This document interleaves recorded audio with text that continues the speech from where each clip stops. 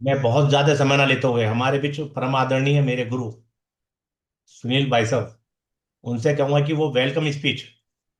भाई साहब अनम्यूट कर लीजिए अपने आप को।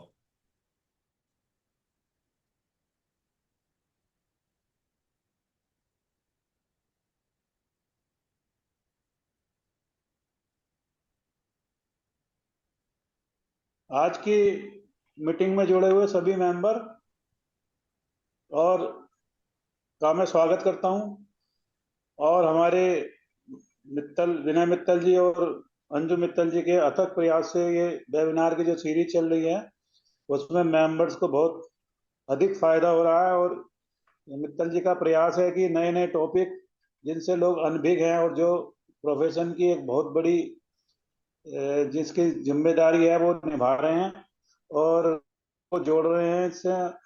तो मैं एक बार फिर मित्तल जी का इस अथक प्रयास के लिए उनका धन्यवाद देता हूं। और मैं आशा करता हूं कि आगे भी ऐसी वेबिनार वो करते रहें। आज का जो वेबिनार है, जो एमसीए की नई स्कीम आई है, एमनेस्टी स्कीम, उसके अंदर आज लेखक अग्रवाल जी जो हैं अच्छे वक्ता हैं, वो इस पे अपने विचार रखेंगे। लेकिन उससे पहले मैं सब मेंबर्स को ये बताना चाहता हूँ कि ये हमारे प्रोफेशन के लिए बहुत इम्पोर्टेंट है। क्योंकि ये जो एमसीए की जो अभी स्कीम आई इसमें लोग अभी हिस्सा नहीं ले रहे हैं। और ये एक्चुअली अब क्लाइंटों को समझाने का, और ये एक्चुअली एक अपॉर्चुनिटी भी है हमारे प्रोफेशन के लिए। हमारे यहाँ क्या है, मेंबर्स कई बार अपॉर्चुनिटी को जो है वो दूसरे के हाथ में जाने देते हैं। मतलब मेरा जो कहना है उसको थोड़ा अदरवाइज ना लिया जाए। जो नई नई जो एवेन्यू है ना उनको हमें तलाशना चाहिए, और इसलिए जो स्कीम आई है इसका भरपूर फायदा उठाना चाहिए। और मैं आशा करता हूँ आज की मीटिंग बहुत सक्सेस रहेगी। और मैं एक बार फिर मित्तल साहब का तहे दिल से धन्यवाद देता हूँ कि उन्होंने मुझे ये अवसर दिया कि मैं आपके सामने अपनी बात रख सकूँ। धन्यवाद सर। धन्यवाद भैया। मैं आज का सीएल यादव जी से दो वर्ड कहूंगा कि दो अपनी रिमार्क के लिए सीएल यादव जी, क्योंकि आप बहुत हैं, आपका एक्सपीरियंस बहुत बड़ा है। तो दो शब्द CL Yadav ji. Thank you Vinay भाई। हमारे बीच जलज पारासर हापुड़ से हैं, अंजू शर्मा जी पटना से हैं, एन आनंदा राज साहब हैं, आशुतोष तियोता जी हैं, CL Yadav ji. Thank you Vinay भाई। एक मौका है आज प्रोफेशनल कलीग से इंटरेक्ट होने का, और उसके लिए आपको धन्यवाद।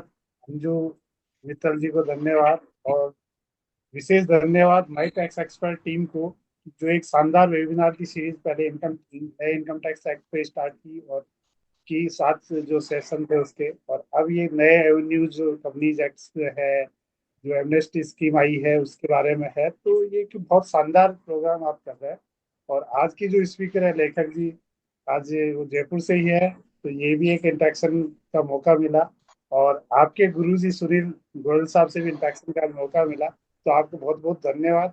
और ये सीरीज आपकी कंटिन्यू रहे, हम यही उम्मीद करते हैं कि आप इसको कंटिन्यू रहेंगे। इसकी इसी के साथ जो भी इस वेबिनार में कनेक्ट है प्रोफेसर, उनको भी बहुत बहुत धन्यवाद एक सपोर्ट करने के लिए माई टैक्स एक्सपर्ट को। Thank you.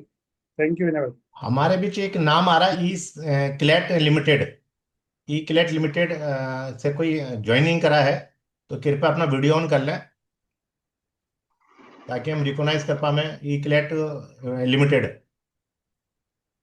जलज जी भी हैं हमारे बीच और बहुत सारे सीनियर हैं। मैं ज्यादा समय ना लेते हुए लेखक जी के विषय में दो शब्द कहूंगा। लेखक जी नाम ऐसा है ये, लेकिन इंटरनेशनल मार्केट में बहुत बड़ा काम कर रहे हैं।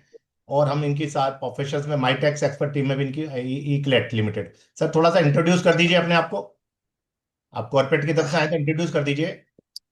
सर मैं जी विनीत गर्ग बोल अच्छा। रहा हूँ। मैं एथलेट लिमिटेड में बेसिकली मेरी प्राइवेट लिमिटेड कंसल्टेंसी है, मैं कंसल्टेंसी वर्क करता हूँ। ओके जी, बहुत बढ़िया।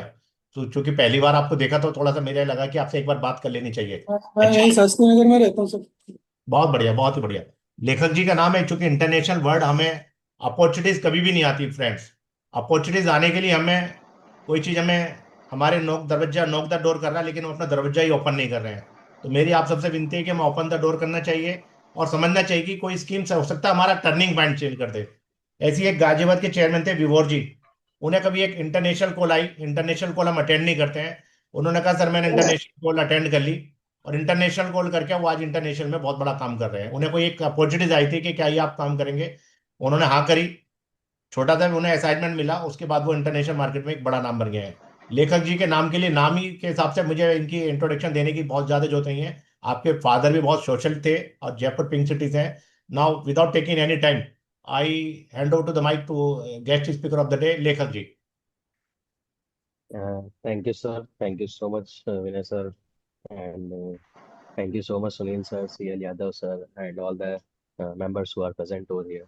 सबसे पहले तो सब माई टैक्स एक्सपर्ट टीम का, मंजू मैम का, अंजू मैम का सबसे बड़ा धन्यवाद कि उन्होंने एज ए वेबिनार की जो सीरीज स्टार्ट करी उसमें फर्स्ट स्पीकर के तौर पर मुझे चुना, एंड मुझे ये मौका दिया गया है कि हम अपने मेंबर्स को इंट्रोड्यूस करें, एंड आगे कैसे उनकी ग्रोथ में, प्रोफेशनल डेवलपमेंट में हम कैसे सहयोग कर सकते हैं, उसके लिए बहुत बहुत धन्यवाद सर। मेरा एक छोटा सा परिचय दे देता हूँ। मैं by profession company secretary and cost accountant हूँ, एंड ओवरऑल 11 क्वालिफिकेशंस अपने पोर्टफोलियो में रखता हूँ, 5 इंडिया से, 6 फॉरेन से, 4 मैंने डिप्लोमा जर्मनी से कर रखे हैं, advance diploma certification courses, and इसके अलावा CIPF है यूके, एंड एक स्ट्रेटेजिक मैनेजमेंट का कोर्स मैंने यूके लंदन से करा। एंड अभी सुनील जी भार्गव चार्टर्ड अकाउंटेंट जयपुर में है, उनके साथ मैं एसोसिएटेड हूँ, एंड उनके साथ में इंटरनेशनल ट्रेड लॉज में हम लोग काम करते हैं, और international strategic business development profile वो मैं यहाँ पर लीड करता हूँ।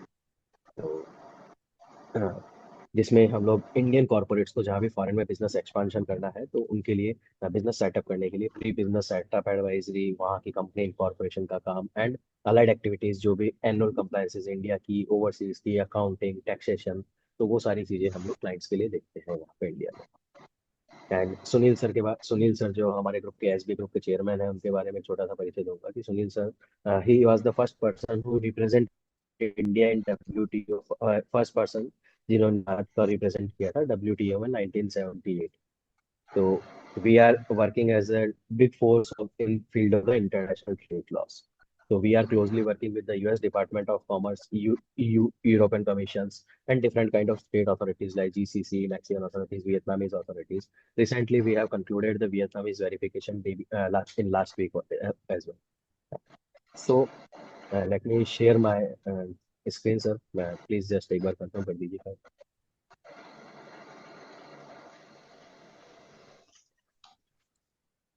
I think so screen visible है. यस लेखक जी, स्क्रीन शेयर है। Thank you sir, thank you so much. तो जैसा कि आज मुझे अपॉर्चुनिटी मिली है कि CCS-FS स्कीम के बारे में थोड़ा सा मेंबर्स को गाइड करना है, स्कीम क्या है, कैसे आई, क्यों आई, क्या बेनिफिट हम लोग एज ए क्लाइंट को इसके थ्रू दिलवा सकते हैं। तो बेसिकली जैसा नाम है कि कंपनी कंप्लायंस रेगुलेशन स्कीम, कि जो कंपनी का आज के डेट में कंप्लायंस करना बहुत इजी है as compare to non compliance. तो जो नॉन कंप्लायंस अभी तक कोई प्राइवेट लिमिटेड ने, लिमिटेड कंपनीज, लिस्टेड कंपनीज ने किसी ने भी किसी भी वे में कर दी, तो उसको एक शॉर्ट टर्म बेनिफिट देने के हिसाब से उन्होंने ये गवर्नमेंट स्कीम लॉन्च करी है जिसका नाम है कंपनी कंप्लायंस रेगुलेशन स्कीम। इसका इंट्रोडक्शन एंड बैकग्राउंड 3 पार्ट्स में है कि what is CCS-FS 2026, what is इसका बैकग्राउंड क्या है, इसका इंट्रोडक्शन क्या है, पॉलिसी का लेखक ऑब्जेक्टिव। जी आपकी वॉइस थोड़ी डिस्टर्ब हो रही है, थोड़ी वॉइस ब्रेक हो रही है आपकी। बैक भी हो रही है और सर थोड़ा मैं कम भी आ रही है। नेटवर्क स्विच कर लूँ, थोड़ी, हाँ, एक स्लो भी सेकंड है। सर, मैं नेटवर्क स्विच कर लेता हूँ, एक हाँ सेकंड प्लीज देना है, प्लीज फिर प्लीज मैं कर बोल लीजिए, सकता क्योंकि बहुत टॉपिक, इंपॉर्टेंट टॉपिक है आपका, और अभी आप इंटरनेशनल में भी जाएंगे फिर इसके बाद, क्योंकि मेंबर को बेनिफिट हो जाना चाहिए, क्योंकि इंटरनेशनल मार्केट आज UAE और सब खुल चुका है, ओपन मार्केट हमारे लिए, और हम इंडियन कल्चर में साथ बहुत ज़्यादा ग्रोथ नहीं कर पाएंगे। प्लीज।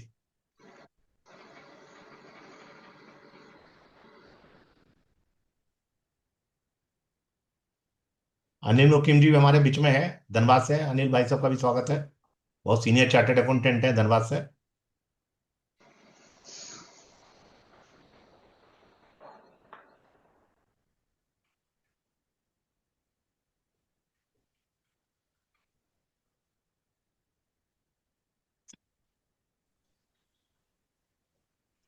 हूँ। अब आ रही है सर वॉइस क्लियर? जी, please please continue.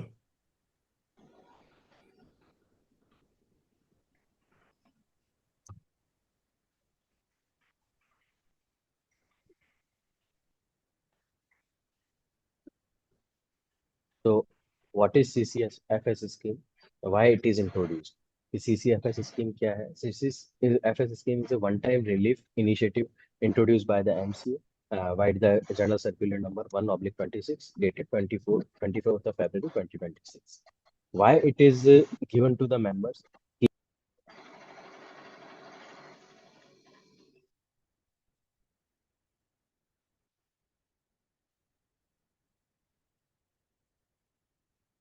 Hello, am I audible, sir? Uh, देखिए hello. देखिए थोड़ा डिस्टरबेंस है वॉइस में, वो बस सिस्टम को चेक करो आप। एक सेकंड सर, मैं एक सेकंड स्टॉप शेयर।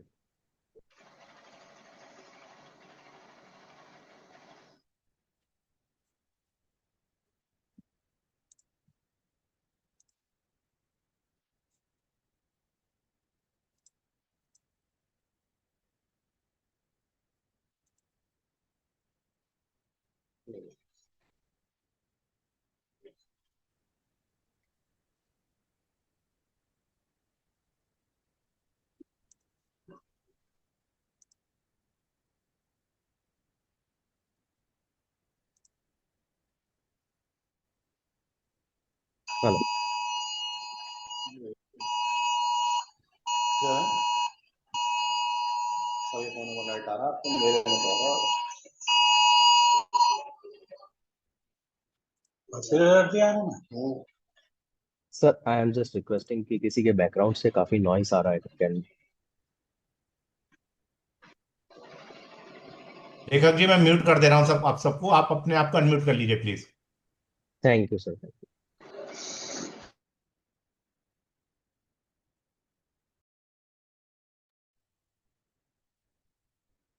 वॉइस आ रही है सर अब? मैं सर अपना वीडियो बंद कर रहा हूँ, हो सकता है वीडियो के कारण कुछ इश्यू हो रहा हो, कोई तो मैं केवल प्रेजेंटेशन चालू करता हूँ। ठीक है। ठीक है, थैंक यू।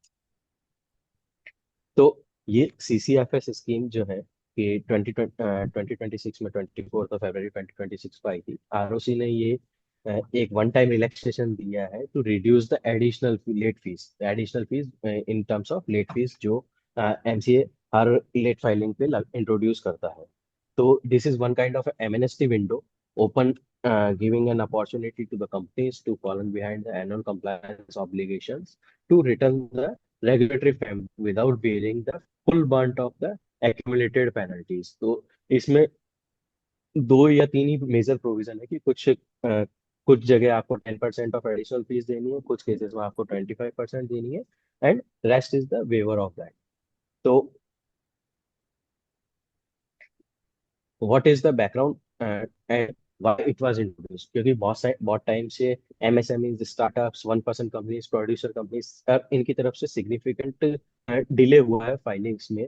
एंड उसके कारण जो रेगुलेटरी कंप्लाइंस अथॉरिटीज है, लाइक जस्ट लाइक MCA, तो उनको प्रॉपर डेटा नहीं मिल पा रहा और प्रॉपर चीजें गैदर नहीं कर पा रहे, जिससे कि वो different kind of developments and data publication में उनको काफी सारी चीजों का इशू आ रहा था।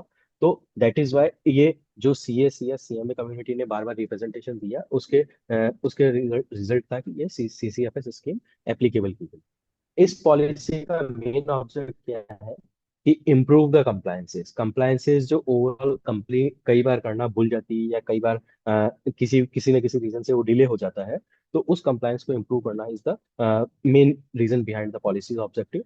दूसरा, एक्यूरेट डेटाबेस, जो MCA का डेटाबेस है जिसमें ऑलमोस्ट 20 लाख से एक्टिव कंपनीज एट प्रेजेंट है कंपनी आज तक। तो उसका data accurate and up to date information MCA के पास हो। क्लीन एग्जिट रूट, क्योंकि कई कंपनियां स्ट्राइक ऑफ भी होती है, तो बट स्ट्राइक ऑफ के केसेस में भी हमने देखा है कि कई बार कंपनीज का डेटा उनके पास में पूरा नहीं होता है। तो उस समय जब स्ट्राइक ऑफ करने जाते हैं, तो उस समय वो ड्यू डिलीजेंस करते हैं कि हमने आज तक ये फाइलिंग नहीं करी है, ये फाइलिंग कर दी है। तो उन फाइलिंग्स का जो भी एक्यूमुलेशन फीस वगैरह है, उसका एक burden at the time of winding up उस कंपनी के डायरेक्टर, प्रमोटर या उन ग्रुप पे नहीं पड़े। तो इस वजह से ये क्लीन एग्जिट रूट को भी प्रमोट करने के पर्पज से किया गया है। Another is reduce financial burden, because कई बार कंपनीज, स्टार्टअप्स लॉसेस में होते हैं, तो वो सोचते हैं कि कंप्लायंस हम नहीं करेंगे तो चल जाएगा, but that is not a feasible region कि भाई आप अगर किसी चीज का कंप्लायंस नहीं कर रहे हो, तो वो नॉन कंप्लायंस बढ़ता ही जाएगा और वो आपके ऊपर एक बर्डन की तरह रहता है। तो वो रिड्यूस स्टार्टअप्स एंड MSMEs को प्रमोट करने के लिए, OPCs को प्रमोट करने के लिए, कि उनका जो फाइनेंशियल बर्डन है वो एक कम हो जाए। एंड ईज ऑफ डूइंग को प्रमोट, जैसे कि मोदी गवर्नमेंट 2014 के बाद से ईज ऑफ डूइंग बिजनेस को रेगुलरली प्रमोट कर रही है। तो that is one another objective behind the introduction of this policy. And another is the reduce the litigation, कि जो आज लिटिगेशंस के मैटर होते हैं, तो कई जगह जैसे कोर्ट या ट्रिब्यूनल्स में जो अपील्स चलती है, तो उन चीजों को, लिटिगेशन को रिड्यूस करने के लिए ये पॉलिसी इम्प्रूव इम्प्लीमेंट की गई।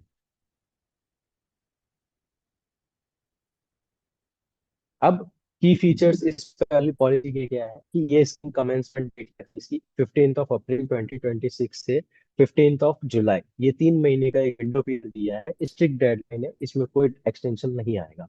लीगल बेसिस क्या है, section 460 read with section 403 of companies act, ये इसका बेसिक है। एंड गवर्निंग सर्कुलर क्या है, MC circular number 1 on November 2026 dated 24 फरवरी 2026। अब इसमें जो आफ्टर 15 जुलाई 2026 जो वापस से अगर कोई डिले होता है, या जिन्होंने अभी इस एमएनएसटी स्कीम का बेनिफिट नहीं लिया है, बेसिकली सीसीएफएस स्कीम का बेनिफिट नहीं लिया है, और वो 15 जुलाई के बाद में अगर कोई फाइल करना चाहता है, तो full fees, full penalty, full late fees, सब कुछ उसके बाद में वापस जो रेगुलर कंप्लायंस होती है वही होगी। एंड उसके अलावा जो स्ट्राइक ऑफ जो कंपनीज करना चाहती है, तो स्ट्राइक ऑफ के केस में भी अगर कुछ ड्यू डिलिजेंस आपका पेंडिंग है, कुछ फॉर्म्स फाइलिंग अगर पेंडिंग है, तो आपके लिए वो पूरी की पूरी वापस फीस एप्लीकेबल हो जाएगी। अब who can avail the scheme, तो ये चीजें हैं जो एक्सक्लूडेड है, कुछ चीजें इंक्लूजन है। तो private limited companies with pending filings, public limited companies, OPCs, MSMEs, startups, और फॉरेन कंपनी की subsidiaries for Indian filing, not for the other filings, ये केवल इंडियन फाइलिंग्स के लिए एप्लीकेबल है। ये सारे लोग इसको एलिजिबल है, जो कि इस स्कीम को अवेल कर सकते हैं। लेकिन जो कंपनीज जिसके अगेंस्ट में final notice of strike off has been initiated by the ROC, ये आप इस स्कीम का सीसीएफएस स्कीम का अवेल नहीं कर पाएंगे। जिन्होंने ऑलरेडी वॉलंटरी स्ट्राइक ऑफ के लिए अप्लाई कर दिया and before the commencement of the scheme, मतलब 15 अप्रैल से पहले अगर किसी ने वॉलंटरी स्ट्राइक ऑफ के लिए अप्लाई कर दिया है, तो वो लोग इस स्कीम का बेनिफिट नहीं ले पाएंगे। देन 15 अप्रैल से पहले अगर किसी कंपनी ने डोरमेंट का स्टेटस अप्लाई कर दिया है, तो वो भी इस चीज का बेनिफिट नहीं ले पाएंगे। फिर कंपनीज जो डिसॉल्व कर दी है pursuant to merger and amalgamation scheme के अंदर, तो वो चीज इसमें बेनिफिट नहीं ले पाएंगे। और वैनिश कंपनीज जो कि एमसीए एंड सेबी से आइडेंटिफाइड है, वो लोग इस पॉलिसी का बेनिफिट नहीं ले पाएंगे। LLPs specifically are not covered in the CCFS scheme. This is specifically for the companies only. This scheme is only for the companies, not for anyone else. अब इस CCFS स्कीम में कौन कौन से फॉर्म्स कवर हो रहे हैं, because इसमें सारे फॉर्म्स भी कवर नहीं हो रहे हैं। तो इसमें कौन कौन से फॉर्म्स कवर हो रहे हैं, बेसिकली MGT 7 जो कि कंपनीज का एनुअल रिटर्न होता है अंडर सेक्शन 92, MGT 7A जो कि एनुअल रिटर्न होता है स्मॉल कंपनीज एंड ओपीसीज का under section 92 again companies act 2013 में। Then AOC 4 financial statement, AOC 4 consolidated financial statement under section 137 of the companies act 2013। फिर AOC 4 NBFC, AOC 4 XBRL, ये सारे under section 137, these forms are eligible for the CCFS scheme. Apart from that, ADT 1, FCT और FT4, तो foreign companies की जो मैंने अभी आपको बताया था, फॉरेन कंपनीज के जो भी अकाउंट्स या एनुअल रिटर्न्स है, these are also eligible to take the advantage of the CCFS scheme.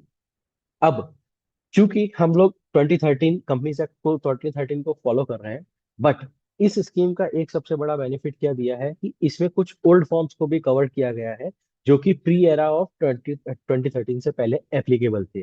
Just like कि फॉर्म 20B जो कि कंपनी से 1956 में अवेलेबल था, तो form 20B annual return in old format, this is also eligible for the CCFS scheme.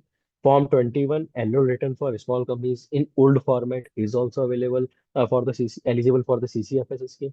Form 23AC, Form 23ACA, Form 23 XBRL, ACA, XBRL, Form 66 compliance certificate, and Form 23B information by auditor. तो जो companies early 2013 से पहले बनी हुई है, तो वो सारा कंप्लायंस पार्ट इनका कर सकती है। ये सारे फॉर्म्स अभी तक स्पेसिफिकली इन्होंने कवर किए हैं। अब क्या कवर नहीं हो रहा है इसके अंदर, ठीक, AGM केजीएम के जो कंप्लायंसेस होते हैं अंडर सेक्शन 96, की immunity is not available for the default under section 96। LLP, जैसा कि मैंने आपको बताया कि LLP returns plus statement of accounts are not eligible for this scheme. फिर event based occasion, just like कि आप SS7, पास 3, DIR12, ये अगर फाइलिंग करना भूल गए हैं, तो ये सारी फाइलिंग आप इजीली इस फॉर्म में CCFS स्कीम में आप फाइल नहीं कर सकते हैं। ये इवेंट पे अब पेनल्टी लगेगी या लेट फीस जो भी लगनी है वो लगेगी, उसमें कोई इफ एंड बट नहीं। Then forms related to structural changes, कि M&A से या डीमर्जर या चार्ज क्रिएशंस वाले जो फॉर्म्स हैं उनके लिए ये CCFS स्कीम कवर नहीं करती। अब फीस स्ट्रक्चर या फाइनेंशियल बेनिफिट्स कैसे किसी कंपनी को हो सकते हैं। फीस स्ट्रक्चर में कोर बेनिफिट क्या है कि 90% ऑफ वेवर और एडिशनल फीस, इसमें ऑलमोस्ट ऑलमोस्ट जो नॉर्मल फाइलिंग फीस है उसमें तो कोई नई रिलैक्सेशन दिया गया है कंपनी MC द्वारा, बट जो एडिशनल फीस जो लेट फीस लग रही है उसमें 10% ही फी आपको पे करनी है, 90% फीस आपका वेवर हो रहा है। एक एग्जाम्पल में क्या होता है कि इस पर का जो फैसिलिटेशन है उसमें 100 रुपये पर डे का डिले, या इसमें और कोई भी अपर कैप नहीं होता है इसमें। अगर आपका 2000 दिन का डिले है तो 2000 दिन का आपका पेनल्टी लगेगा, 500 दिन का पेनल्टी लेट लेट फाइलिंग है तो 500 दिन का आपका लेट फाइलिंग फीस लगेगा। तो there is no upper cap on the filings. तो लेकिन अब इस जो स्कीम इन्होंने इंट्रोड्यूस की है इसमें, जैसे कि एक सिनेरियो है कि MGT7 हमने 300 दिन से डिले हुआ, तो नॉर्मल अगर विदाउट CCFS स्कीम अगर अपन करते हैं तो 30,000 रुपए की एडिशनल फीस लगती है। जबकि अभी जब CCFS में अपन फाइल करेंगे तो जो नॉर्मल एज पर ऑथोराइज कैपिटल जो फीस लगेगी वो नॉर्मल फीस जो लगनी है वो लगेगी, बट एडिशनल फीस जो ये है वो 10% ही लगेगी, मतलब 30,000 का 10% ही आपको पे करना है। और उसके बाद में 27,000 का वेवर। AOC4 लेट सपोज कि हमने 2 साल से डिले कर दिया तो 73,000 रुपए एडिशनल फीस बनती है, 720 दिन 100 रुपए पर डे के हिसाब से। तो क्योंकि इसमें कोई अपर कैपिंग नहीं होती तो पर डे ये इंक्रीज होती ही रहती है लेट फीस। लेकिन विद CFSS हम इसको 7,300 में सेटल कर सकते हैं। अब लेट सपोज कि MGT7 और AOC4 दोनों ही फॉर्म 5 साल से हमने फाइल ही नहीं किए, तो दोनों के 365 के हिसाब से 1825 दिन होते हैं और 3,65,000 पर फॉर्म का अमाउंट बनता है, जो कि अभी हम CFSS स्कीम में 10% पे करके 36,500 पर फॉर्म का पर ईयर के हिसाब से कैलकुलेट करते हुए हम इसको पे कर सकते हैं एंड कंपनी को रेगुलेटरी कंप्लायंसेस के ट्रैक पर एक्टिवली लेकर आ सकते हैं। अब टोटल फीस जो पेबल होगी उसका फॉर्मूला कैसे निकलेगा, कि जो आपकी नॉर्मल फीस है, नॉर्मल फीस लेट सपोज कि AOC4 है उसकी 400 रुपए है या 300 रुपए है, MGT7 की फीस है 400 रुपी है, तो वो plus 10% of total accumulated additional fees. तो जैसा कि ऊपर वाले एग्जांपल में हमने समझा कि 30,000 है तो 30,000 का 10%, तो 3,000 प्लस जो नॉर्मल आपकी फीस लगनी है 300-400 रुपए, that is you must have to pay. Then अब इसमें दो चीज है, एक दो दो स्पेशल फीस कंसेशन आया है डॉर्मेंट कंपनी के फॉर्म MSC1 के लिए, और एक वॉलंटरी स्ट्राइक ऑफ जो कि आपने 15 अप्रैल 2026 के बाद में अगर फाइल किया है तो उसमें आपका एग्जिट रूट में 25% फीस ही पे करनी है।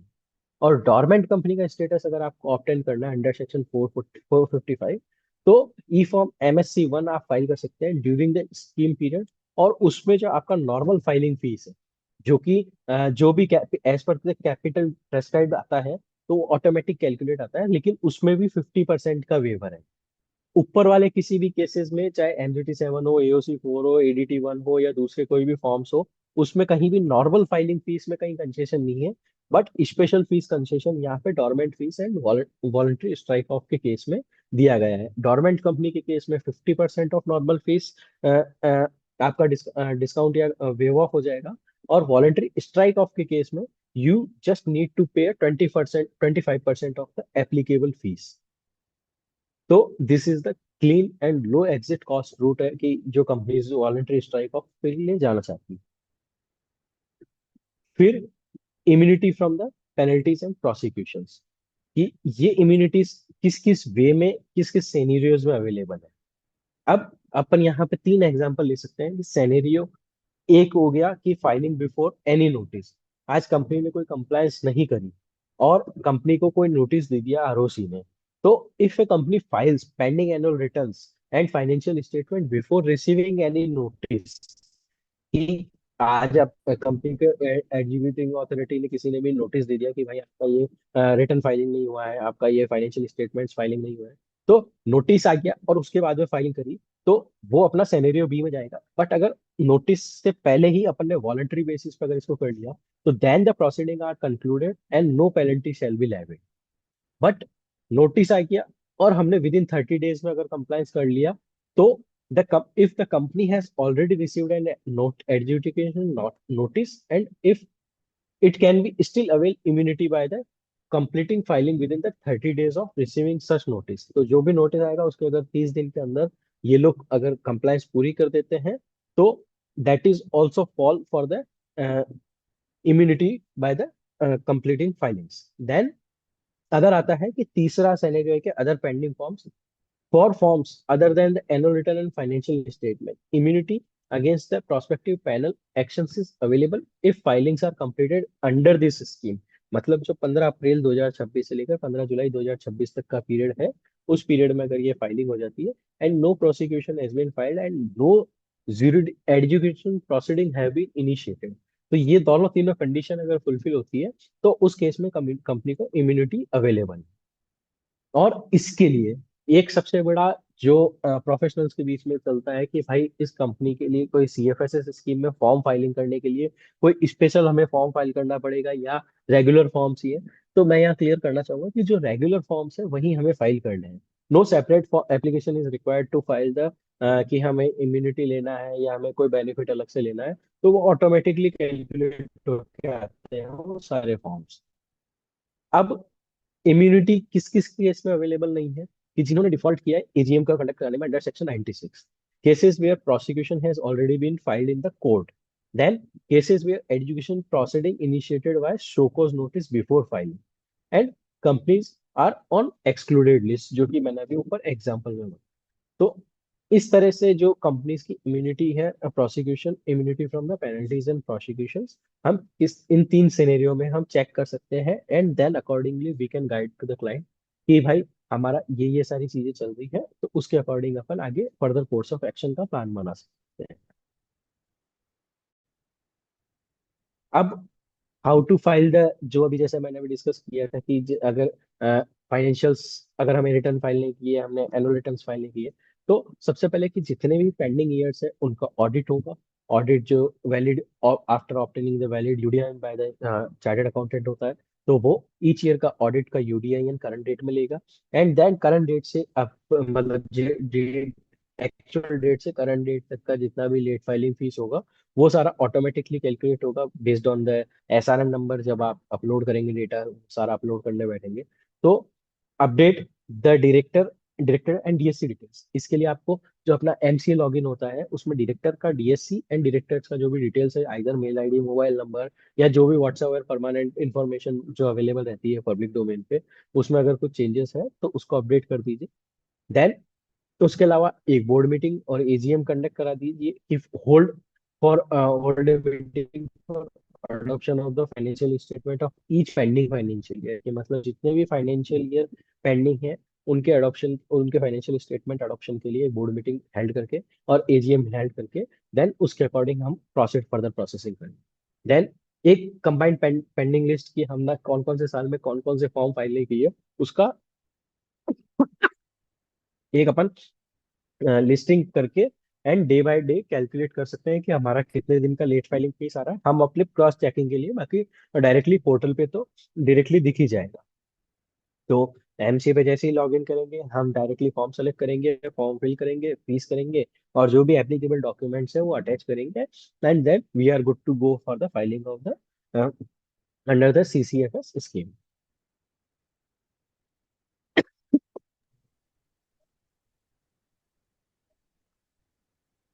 देन हम जैसा कि अभी डिस्कस किया था कि डोरमेंट कंपनी का एमएससी 1 और वॉलंटरी स्ट्राइक ऑफ के केस में एसटीके 2 फॉर्म फाइल होता है, तो अगर इन केस में स्पेसिफिकली जो नॉर्मल फाइलिंग फीस है गवर्नमेंट कंपनी के केस में, उसमें 50% का रिडक्शन किया गया है।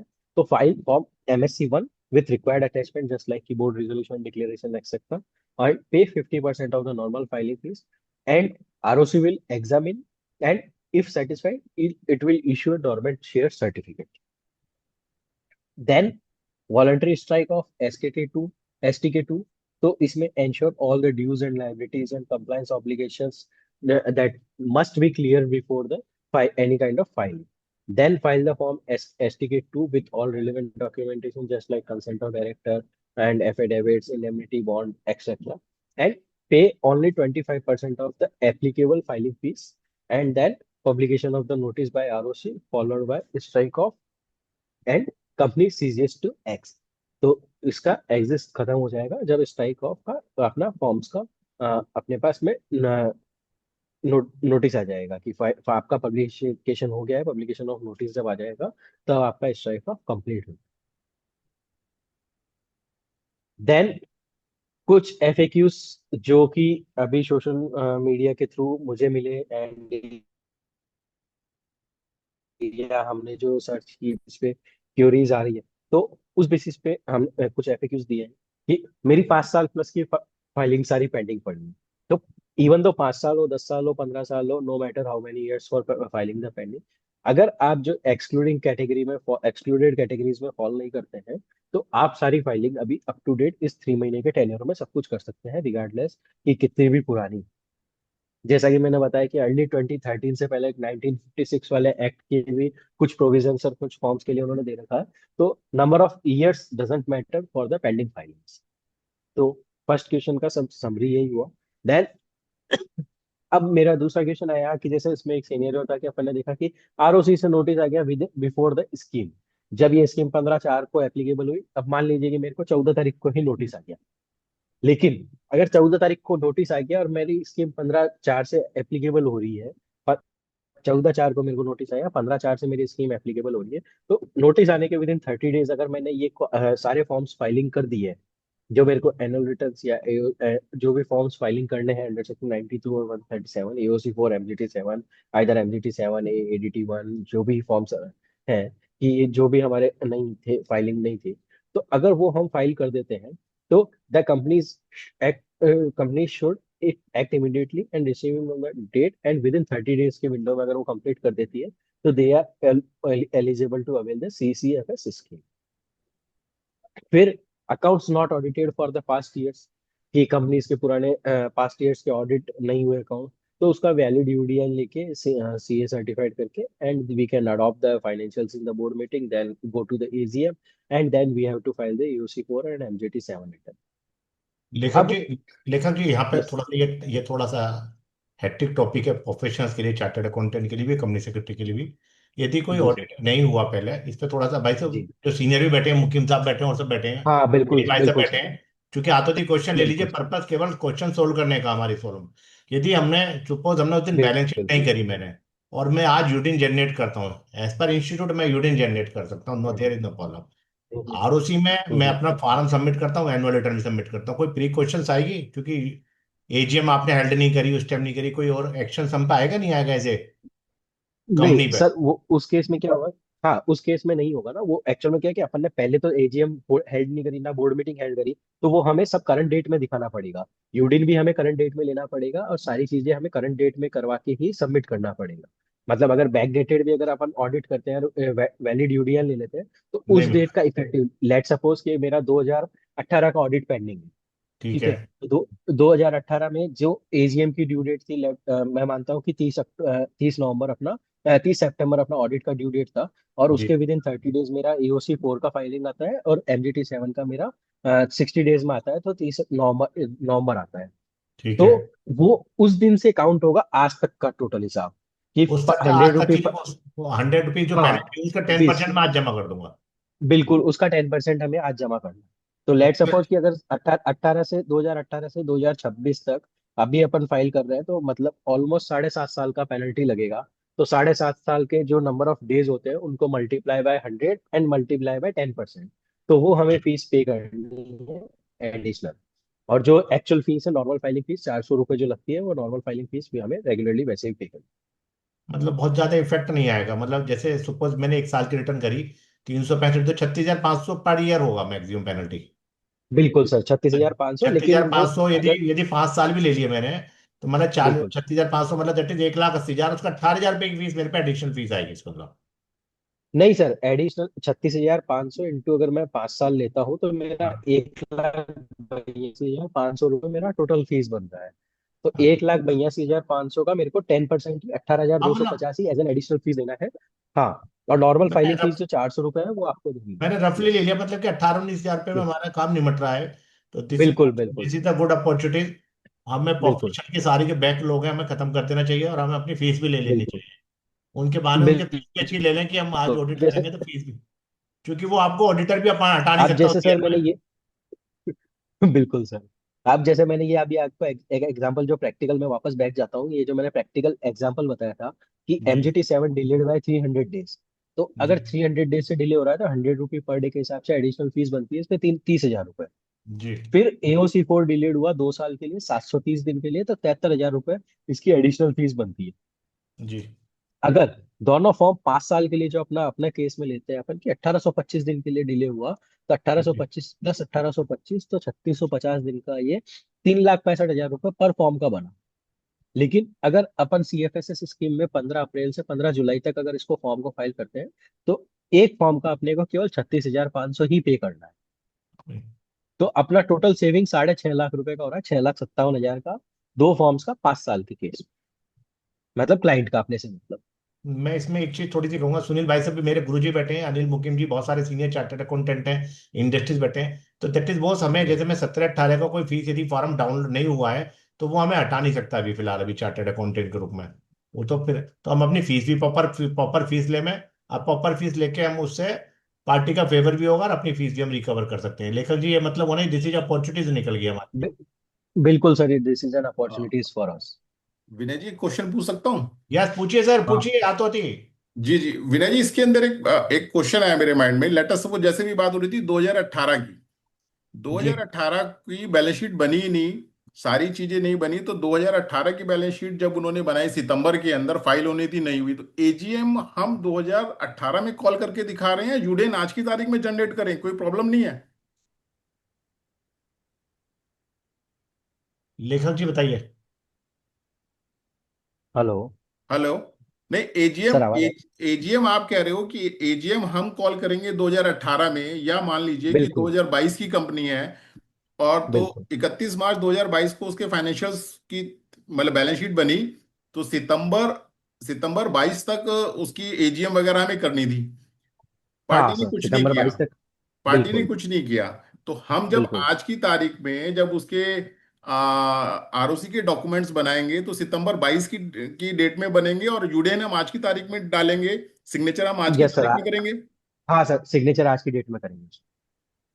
ओके। तो उसमें जी। कोई प्रॉब्लम नहीं आएगी अगर हम आज की नहीं, तारीख उसमें में एजीएम उसमें कोई दिखाएंगे, तो प्रॉब्लम शायद नहीं आएगी वायलेशन हो क्योंकि, जाएगा। हाँ, सॉरी सर। मैं कह रहा हूं, अगर आज की तारीख में हम एजीएम दिखाएं कि 22, 23, 24, 25 की एजीएम आज हुई, तो शायद वो तो रूल्स के वो वायलेशन वो होंगे ना। वो रूल्स का वायलेशन हो जाएगा ना कि आपने AGM दिखाई नहीं ना। इसमें जो अच्छा अच्छा। 96 का जो AGM कंडक्शन का रूल है कि आपको with in completion of the 6 month हाँ हाँ ऑफ द हाँ। एंड ऑफ द तो फाइनेंशियल ईयर आपको AGM इट कंडक्ट करना इट ही है। और हाँ, न्यू नहीं नहीं, बिल्कुल न्यू ठीक बात है। पब्लिक। इट मीन्स तो ये तो बहुत अच्छी स्कीम है, उस हिसाब से प्रोफेशनल्स के लिए बहुत अच्छी अपॉर्चुनिटी है।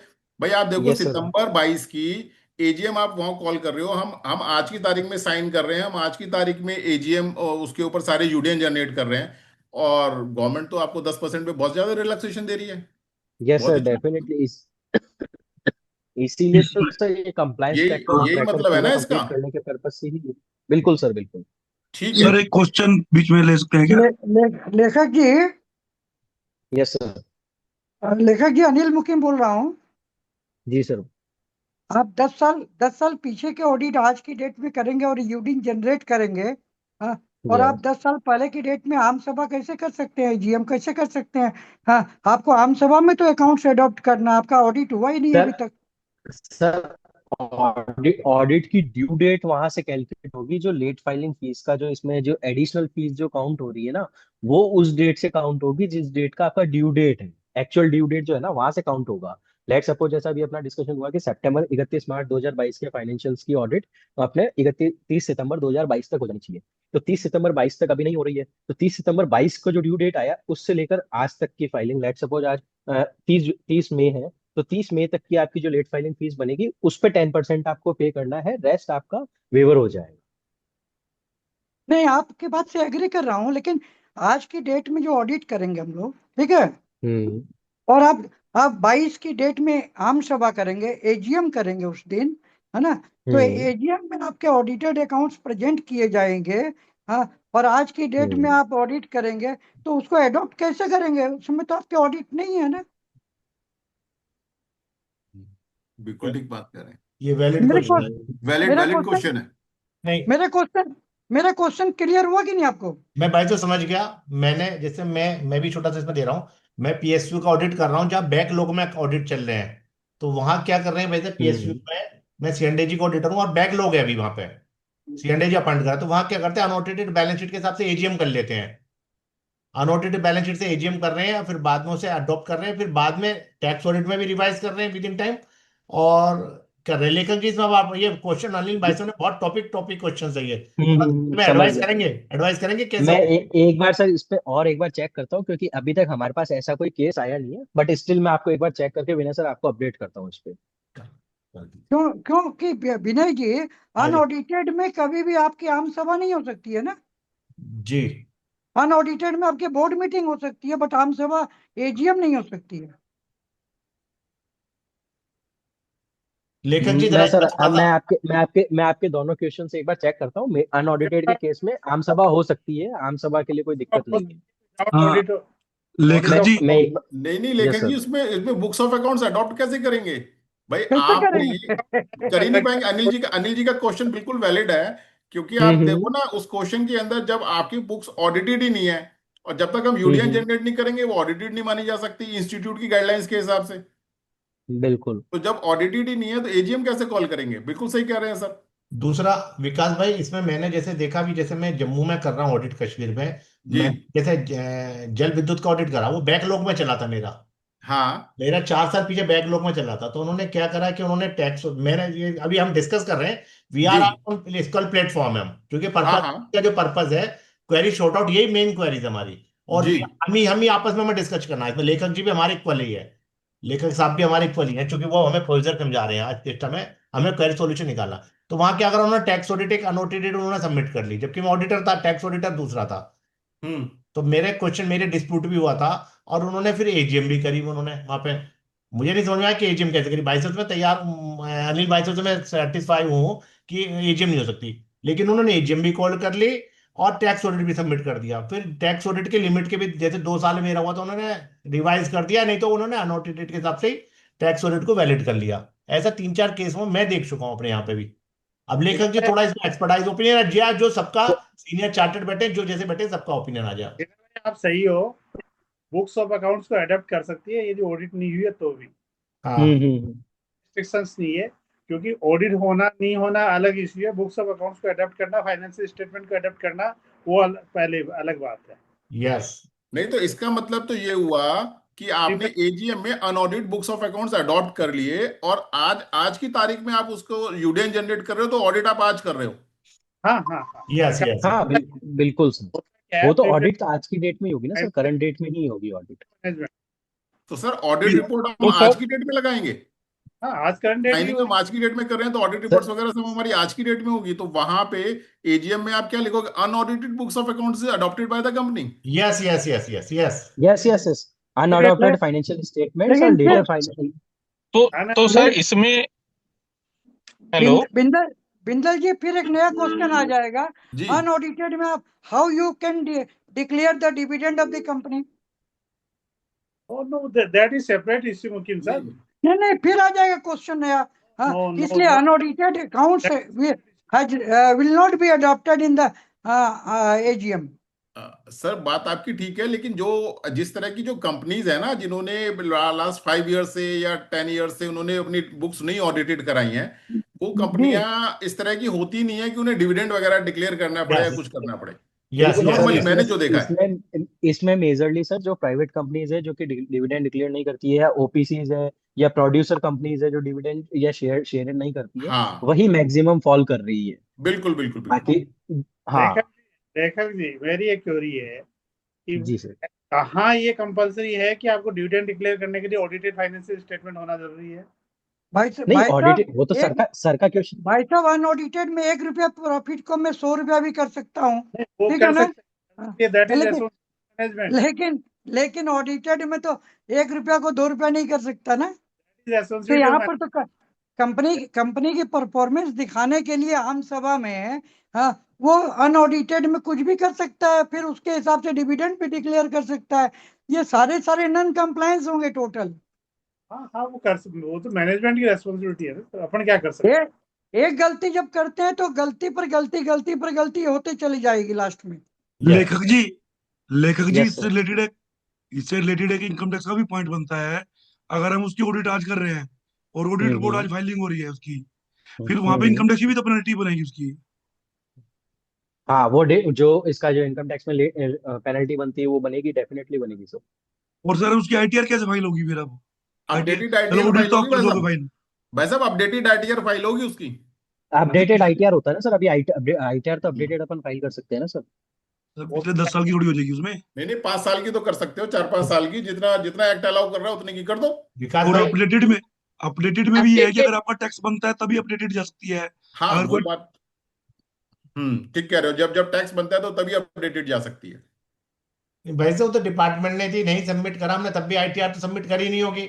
यदि हमने बैलेंस शीट नहीं बनाई, जब बैलेंस शीट बनाई तो डिपार्टमेंट तो सोया हुआ था। तो जब डिपार्टमेंट जी। नोटिस देगा तो हम कर देंगे, नहीं तो नहीं करेंगे हम। अब हम आज क्यों करें? हम तो आरुषि देखें आज। अब तो हम आरुषि देख लें। डिपार्टमेंट सर, नोटिस देगा तो कर देंगे, नहीं तो टाइम बार हो जाएगा कुछ टाइम बाद। मित्तल जी, इंटर रिलेटेड है चीजें, ये ऐसा नहीं नहीं, है कि मैंने एक मान चीज में लिया। दोनों नहीं हो भाई सकती। साहब बिल्कुल मैं मान बिल्कुल रहा सर। हूँ। हम आपस में केवल आज जो सेशन है बहुत बहुत हेक्टिक सेशन है आज। और जी। हम तो ही सबको आपस में क्वेश्चन आउट आउट करना है। मतलब तो हमें। भाई साहब इसका इसका मतलब ये हुआ, जो डायरेक्टर्स रिपोर्ट या वो सब बनेगा तो उसमें अनअडॉप्टेड फाइनेंशियल स्टेटमेंट्स वो होगा, अनऑडिटेड फाइनेंशियल स्टेटमेंट्स अडॉप्ट किए जाएंगे उसमें डायरेक्टर्स रिपोर्ट या उस सब में, यस सर। हाँ तो क्योंकि इसका सारी मतलब फाइलिंग तो आज है करंट ना? डेट में होगा ना, क्योंकि ये तो सारी चीजें हाँ जी, अटैचमेंट हाँ जी, हाँ जी। एओसी 4 और तो एमडीटी इसका मतलब एमडीटी जो 7 का जो पार्ट। बैलेंस शीट और पीएनएल के जो अटैचमेंट होंगे वो करंट डेट पे यूडीएन लग के लिए हो जाएंगे। इसके अलावा जो बाकी बिल्कुल सारी चीजें हैं वो अनऑडिटेड अडॉप्टेड अकाउंट्स की तरह जो है ऑडिट डायरेक्टर्स रिपोर्ट और वो सारी चीजें तैयार होंगी। बिल्कुल बिल्कुल। जी। लेखक जी, एक बार मुझे ऐसा लगता है आप एक बार इसको क्रॉस चेक कर लीजिए, क्योंकि क्या है कि हमें बिल्कुल बिल्कुल सर, डायरेक्टर्स मैं रिपोर्ट में और हर डेफिनेटली। जगह लिखना पड़ेगा unaudited books of account is adopted by the company. बिल्कुल भाई साहब, ये बिल्कुल भाई साहब ये बहुत बड़ा इशू होगा। तो एक जो ज्यादा पड़ गया है ना। डेफिनेटली सर, मैं एक बार चेक करके मित्तल सर लेखक को जी अपडेट करता हूँ, आगे, तो लेखक जी वी आगे विल। करिए, हाँ आज हाँ, का सेशन बिल्कुल बहुत बिल्कुल, एक्टिव प्लीज रहेगा, मजा यस आएगा। Please sir. कंटिन्यू करिए। थैंक यू सर, नहीं नहीं सर, थैंक यू। अब मेरे को भी क्वेश्चंस हमें भी, क्योंकि एक्चुअल में क्या है कि अभी ऐसे कुछ केसेस आए नहीं है, तो जो क्वेरीज आई है उससे पता तो पड़ेगा ना कि ऐसा भी कुछ सिनेरियो क्रिएट हो सकता है, तो हम भी उसके लिए अब प्री एक्टिव नहीं तैयार रह नहीं, सकेंगे ना। इसमें हो सकता है किसी भी सीनियर चार्ज, जो भी चार्टर ये प्रोफेशनल्स है, उसकी क्वेरी से जी हम एक जी। बीच का मीडिया निकाल लें कि हम how to save the profession, how to save the our clients. बिल्कुल बिल्कुल इसका सर। ले, डिस्कशन का आज ये सबसे बड़ा बेनिफिट होना है। नहीं, ले, बेसिकली लेखक लेखक जी जी। हमने क्वेश्चन लेखक जी हमने क्वेश्चन डाला है। क्लाइंट पूछते हैं कि 10 साल से मैंने रिटर्न नहीं जमा किया है। ठीक है, मेरे को आप ठीक है। ये बताओ कि कितना पेमेंट देना पड़ेगा, ऑफिशियली अनऑफिशियली फीस के माध्यम से, है ना? मेरे को कंपनी स्ट्राइक ऑफ करनी है और क्लोज करनी है। हाँ, तो हमें कोटेशन भी दूं तो कैसे दूं और हमारे माथे पर लाइबिलिटी भी ना है। अच्छा सर, इसके केस में एक चीज हो सकती है, जो एमसीए पे जो फीस कैलकुलेटर आता है, आप उसमें जो डेट डालेंगे उससे आप फीस कैलकुलेशन अभी ऑटोमेटिकली, अभी के एज पर सीसीएफएस स्कीम के अकॉर्डिंग ही सारी फीस कैलकुलेशन आ रही है, तो आप उसके अकॉर्डिंग उसको एक टेंटेटिवली फीस बता सकते हैं। फिर एक्चुअल तो जिस दिन वो फाइल होगा तो उस हिसाब से वो 10% का प्लस माइनस जो भी होना होगा वो उस अकॉर्डिंग जिस दिन अरे फाइल करेंगे यार। उस। हेलो। जी लेखक जी प्लीज। हाँ, तो उस दिन के अकॉर्डिंग, जैसे लेट सपोज कि अगर आपने किसी क्लाइंट का, आपके पास क्वेरी आता है कि मेरा 5 साल से मैंने फाइलिंग किया, तो 5 साल के अकॉर्डिंग आप फीस कैलकुलेटर, एमसी का जो फीस कैलकुलेटर है उसको चेक कर दीजिए कि एओसी 4 की क्या पेनल्टी आ रही है, एनजीटी 7 की क्या पेनल्टी आ रही है। जैसा कि मैंने अभी ऊपर वाली स्लाइड का भी एक एग्जांपल देता हूँ कि मैंने 5 साल से फाइलिंग नहीं की दोनों फॉर्म्स की, आपका यहाँ पे मेरे हिसाब से इजीली सॉल्व हो जाएगा। तो मेरी 3,65,000 रुपये पर फॉर्म की पेनल्टी आ रही है। लेकिन जब मैं सीसीएफएस स्कीम में चला जाता हूँ तो मेरी 36,500 पर फॉर्म की पेनल्टी लेट फीस आएगी। प्लस इसमें जिस भी दिन तक मैं फाइलिंग कर रहा हूँ उस दिन का जो भी 500-700 हज़ार रुपये जो भी बढ़ना होगा नेक्स्ट 10 से 15 दिन में, तो वो एक बढ़ जाएगा, बस दैट्स इट। और प्लस नॉर्मल फाइलिंग फीस जो 400 रुपये लगती है वो एक एड ऑन और हो जाएगा। तो टेंटेटिवली अपन ये फीस कैलकुलेशन उनको बता सकते हैं। नहीं, ये तो आपकी कंपनी की फीस हो गई, ठीक है ना, आरओसी की फीस हो गई। उसके हाँ अलावा भी तो हमारे इनकम टैक्स में भी नॉन कंप्लायंस होंगे, या आरओसी में कोई नॉन कंप्लायंस होंगे, या ऑडिट से रिलेटेड अरे मोहित हमारे साहब सब होंगे। यही हाँ, पूछ लीजिएगा आप। अरे तो और कहाँ पूछेंगे बताइए ना। या वकील साहब यहाँ तो सर अपन यहाँ है। डिस्कस यहाँ करते तो हैं विनय एक बार थोड़ा विनय सा जी विनय जी के टैक्स एक्सपर्ट में यही तो सब लाभ मिलता है हम लोगों को, सर ये जो गोल्डन अपॉर्चुनिटी है, don't take it otherwise. But आपका हाँ जो क्वेश्चन है ना, जो एडॉप्टेशन ऑफ अकाउंट्स में है, जी तो नॉर्मली एक्ट भी जो कहता है, ये जो हमने देखा है वो पीएसयूज में ज्यादा देखा है जहाँ पे बैकलॉग है। तो उस जी केस जी में बुक्स जो है ऑडिट, वो नॉर्मली अकाउंट्स जो है वो एक्सेप्ट करती है बोर्ड, और बोर्ड एक्सेप्ट करने के बाद उसको देती है ऑडिटर के लिए। और एजीएम में जब वो देते हैं तो ऑडिट तब तक कंप्लीट होता नहीं रहता है। तो जो इनके शेयर होल्डर हैं वो एजीएम कराते हैं on the basis of provisional financial statement. और प्रोविजनल जो है एज गुड एज वो स्टैट्यूटरी ऑडिटर के साथ ही रहता है, वो अपना ऑब्जर्वेशन दे देते हैं कि statutory audit has been conducted on the provisional financial statement, और फिर वो अपना रिपोर्ट देकर निकलते हैं। अब आती है आईटीआर। तो आईटीआर भी जो फाइल होती है, या टैक्स ऑडिट भी जो करते हैं वो लोग, उसमें भी प्रोविजनल सेट ऑफ अकाउंट्स में करते हैं। और जब अगर स्टैट्यूटरी ऑडिट में मेजर चेंजेस अगर नहीं आता है, either having impact on the finance net profit or some assets and liabilities, तो वो उसी फिगर को स्टैंड करते हैं स्टैट्यूटरी ऑडिट रिपोर्ट में भी, और आईटीआर ये कंटिन्यू कर जाती है। ये जो हमने देखा है 2-4 कंपनीज में, वो यही प्रैक्टिस को फॉलो करते हैं। भाई से यही होता है विनय भैया, यही होता है। मैं भी ऐसे ही कर रहा हूँ, मैं भी कई पीएसयू कर रहा हूँ क्योंकि हमारी फर्म भी है। तो यही प्रोसीजर होता है कि वो बैकलॉग है कहीं बहुत जगह, तो बैकलॉग में वो यही प्रोसीजर अपना रहे हैं जो आपने बताया। बिल्कुल right right right sir, right. बिल्कुल यही कर रहे हैं, वो अडॉप्ट करते हैं, एजीएम करते हैं। और टैक्स ऑडिट से पहले थी टैक्स ऑडिट, अच्छा टैक्स ऑडिट स्टेट ऑडिटर से अलग करा लेते हैं। तो वो प्रोसीजर यही हो रहा है क्योंकि पीएसयू में ज्यादा प्रॉब्लम है ये वाली। और बिन सर एक बिन चीज, one more thing sir, one more, as far as dividend is concern, तो बेसिकली हमने जो कराया है डिविडेंड प्रीवियस ईयर का कराया, जिसकी स्टैट्यूटरी ऑडिट हो जाती है। अदरवाइज हम लोग इंटरिम डिविडेंड देकर वो फाइन निकलते हैं। फाइनल डिविडेंड जब तक स्टैट्यूटरी ऑडिट नहीं कराते उस पर्टिकुलर ईयर की, तब तक फाइनल डिविडेंड डिक्लेयर नहीं करते हैं। जी जी, प्लीज कंटिन्यू लेखक जी, बड़ा अच्छा इंटरेस्टिंग टॉपिक हो गया आज तो। Thank you sir, thank you. So फिर regularize multiple years simultaneously, तो definitely yes we can do the regularize the multiple years simultaneously। जैसा कि अभी अपना ये डिस्कशन हुआ है कि अगर 2015 से पेंडिंग है, चाहे 20 से पेंडिंग है, चाहे कभी से भी पेंडिंग है, तो अपन सारे एक साथ फॉर्म का वन गो में सारा फाइलिंग करके इसको रेगुलराइज कर सकते हैं। अब ये स्कीम 2024-25 का जो अभी लास्ट फाइनेंशियल ईयर कंप्लीट हुआ है तो उसके ऊपर भी एप्लीकेबल है क्या? तो definitely it is include that year as well, कि अगर 24-25 में भी अगर किसी ने फाइलिंग नहीं करी है तो उसके ऊपर भी ये एज सच एप्लीकेबल है। एंड कि 15 जुलाई 2026 के बाद में क्या होगा, तो वही रेगुलर जो पुराना वाला सिस्टम है वापस अपने ट्रैक पे आ जाएगा कि 100 रुपये पर डे का additional fees without any cap, जो एमसीए का रेगुलर प्रोविजन है। और जो स्ट्राइक ऑफ के केसेस हैं, चाहे एमएससी 1 फाइलिंग के केसेस है, तो उसमें वही नॉर्मल फीस का आपको पेमेंट करना पड़ेगा, उसमें आपको कोई भी कंसेशन नहीं मिलेगा एमसीए की तरफ। देन अभी जो अपना डिस्कशन हुआ कि strategic consideration for the companies and director, कि सबसे ज्यादा इससे बेनिफिट्स किसको होने वाला है, तो एमएसएमई एंड स्टार्टअप्स सबसे ज्यादा अभी जिनका नॉन कंप्लायंसेस चल रहा है या लेट कंप्लायंसेस चल रहा है, तो उनमें सबसे नंबर 1 एमएसएमई ने स्टार्टअप्स ही आ रहे हैं because of the limited source. तो उनका एक्यूमुलेटेड जो मल्टीपल ईयर का डिफॉल्ट हो रखा है तो हम उसको एक हमारे लिए गोल्डन अपॉर्चुनिटी है कि उनको हम टारगेट करना स्टार्ट करें, और जिन जिन कंपनीज का नहीं फाइलिंग हुआ है तो हम उन सारी चीजों का फाइलिंग करवाना स्टार्ट करें। दूसरा, डोरमेंट कंपनीज का अगर स्टेटस हमें किसी को लेना है तो डोरमेंट कंपनीज के लिए अगर लास्ट 2 साल से अगर वर्किंग नहीं है तो डोरमेंट कंपनी का अगर स्टेटस लेना है तो हम उसके लिए नॉमिनल फीस में जो 50% का MCCFS स्कीम में अपना बेनिफिट है वो ले सकते हैं। फिर डिसक्वालिफाइड डायरेक्टर्स जो हैं उनको भी रेगुलराइजेशन कर सकते हैं for by filing forms related forms under this scheme. Then fund raising and M&A and bank loan seekers. तो ये इन सारी चीजों में ये अब स्ट्रेटेजिक अपने लिए कंसिडरेशन है कंपनीज एंड डायरेक्टर्स के लिए एज ए कंसल्टेंट अपने लिए। फिर 3 strategic paths under CFS: regularize and continue, regularize and go dormant, या regularize and strike off। तो अगर कंपनी को कंटिन्यू बिजनेस करना है और तो रेगुलराइज करा के तो सारे फॉर्म्स फाइलिंग करके रेगुलराइज कराए, एंड अगले साल से सारा डिफॉल्ट जो भी है वो टाइमली फाइलिंग करे। This is the regularise and continue. Then अगर रेगुलराइज करा के डोरमेंट का स्टेटस अपडेट करना है तो MSC फॉर्म 50% फीस पे फाइलिंग करे, एंड रेगुलराइज करा के डोरमेंट का स्टेटस अडॉप्ट कर ले।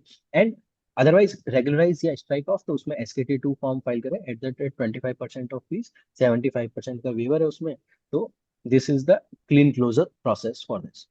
अब as a chartered accountant, cost accountant, company secretaries, हमारा यहाँ पर यही रोल आता है कि जो कंप्लायंस ऑडिट या गैप्स जो भी है हम फाइंड करें, उसका एक प्रॉपर ट्रैक रिकॉर्ड बनाए, उसके अकॉर्डिंग पहले पूरा प्रॉपर अपना सेटअप करें। जो हम प्री ऑडिट चेक्स भी करते हैं तो उसका सारा कोऑर्डिनेटर ऑडिटर से कोऑर्डिनेशन, जैसे अपना अभी डिस्कशन हुआ कि हमारा इनकम टैक्स रिटर्न हो गया, ऑडिट का स्टेट्यूटरी ऑडिट हो गया, कंपनी चेक का ऑडिट हो गया।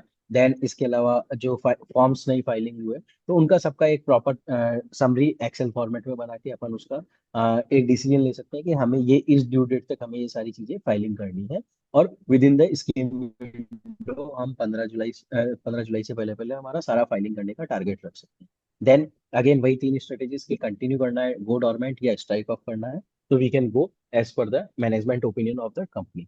एंड इस चीजों में ये सारी चीजों का ध्यान रखना है कि AGM और बोर्ड मीटिंग के डॉक्यूमेंटेशन और प्रॉपर अकाउंट्स का अडॉप्शन प्रॉपर हुआ हो।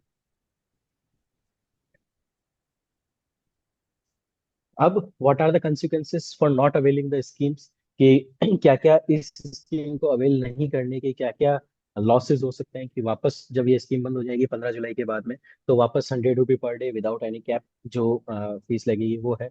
Inability to file event based form, कि अब पुराने जो भी इवेंट बेस्ड फॉर्म्स हैं या चार्ज के फॉर्म्स हैं तो वो सारे नॉन कंप्लाइंट स्टेटस में चला जाएगा। ऑपरेशनल रेस्ट्रिक्शंस हो सकते हैं, बैंक में फ्रीज अकाउंट्स, लेंडर्स में इन्वोक कन्वेंट्स। तो ये सारी चीजें कंपनी के पर्सपेक्टिव से हो सकती है। Director, being a director of the company, director disqualify हो सकते हैं अंडर सेक्शन 164, और can not be appoint as director for any other company for the 5 years। And personal liabilities and penalty under various provision of the companies act उनके ऊपर आ सकती है। And prosecution proceedings for the wilful non compliances भी हो सकता है। अब एक कॉस्ट ऑफ इनेक्शन है, कि एक इलस्ट्रेशन है कि विदाउट CFSS अगर किसी कंपनी पे MGT, जो अभी अपन ने डिस्कस किया था ऑलरेडी, ये डिस्कस कर चुके हैं कि EOC 4 और MGT 7 लास्ट 5 साल से फाइल नहीं किया तो 1825 दिन, दो फॉर्म 3650 दिन, और 5 साल के हिसाब से 7,30,000 की पेनल्टी बनती है उन दोनों फॉर्म्स के लिए। बट अगर CCFS स्कीम में अगर कवर करते हैं तो 73,000 की पेनल्टी के साथ में अपन लेट एडिशनल फीस के साथ में अपन जा सकते हैं, जिसके साथ में अपने 6,57,000 की टोटल सेविंग हो रही है क्लाइंट की।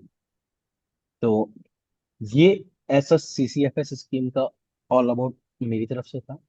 Now we are moving for the another section, जो कि है कि अपना these are all the key takeaways कि अब roles of CA, CS, CMF fraternities for the international trade law and strategic business development. We three bodies are the part of the major pillars of the Indian economy, कि हम लोग advisor है, economy professional advisor है, financial advisor है। हर तरह से हम किस किस तरह से हम USDOC, EU DGTR, WTO compliance and global advisory functions में हम काम कर सकते हैं।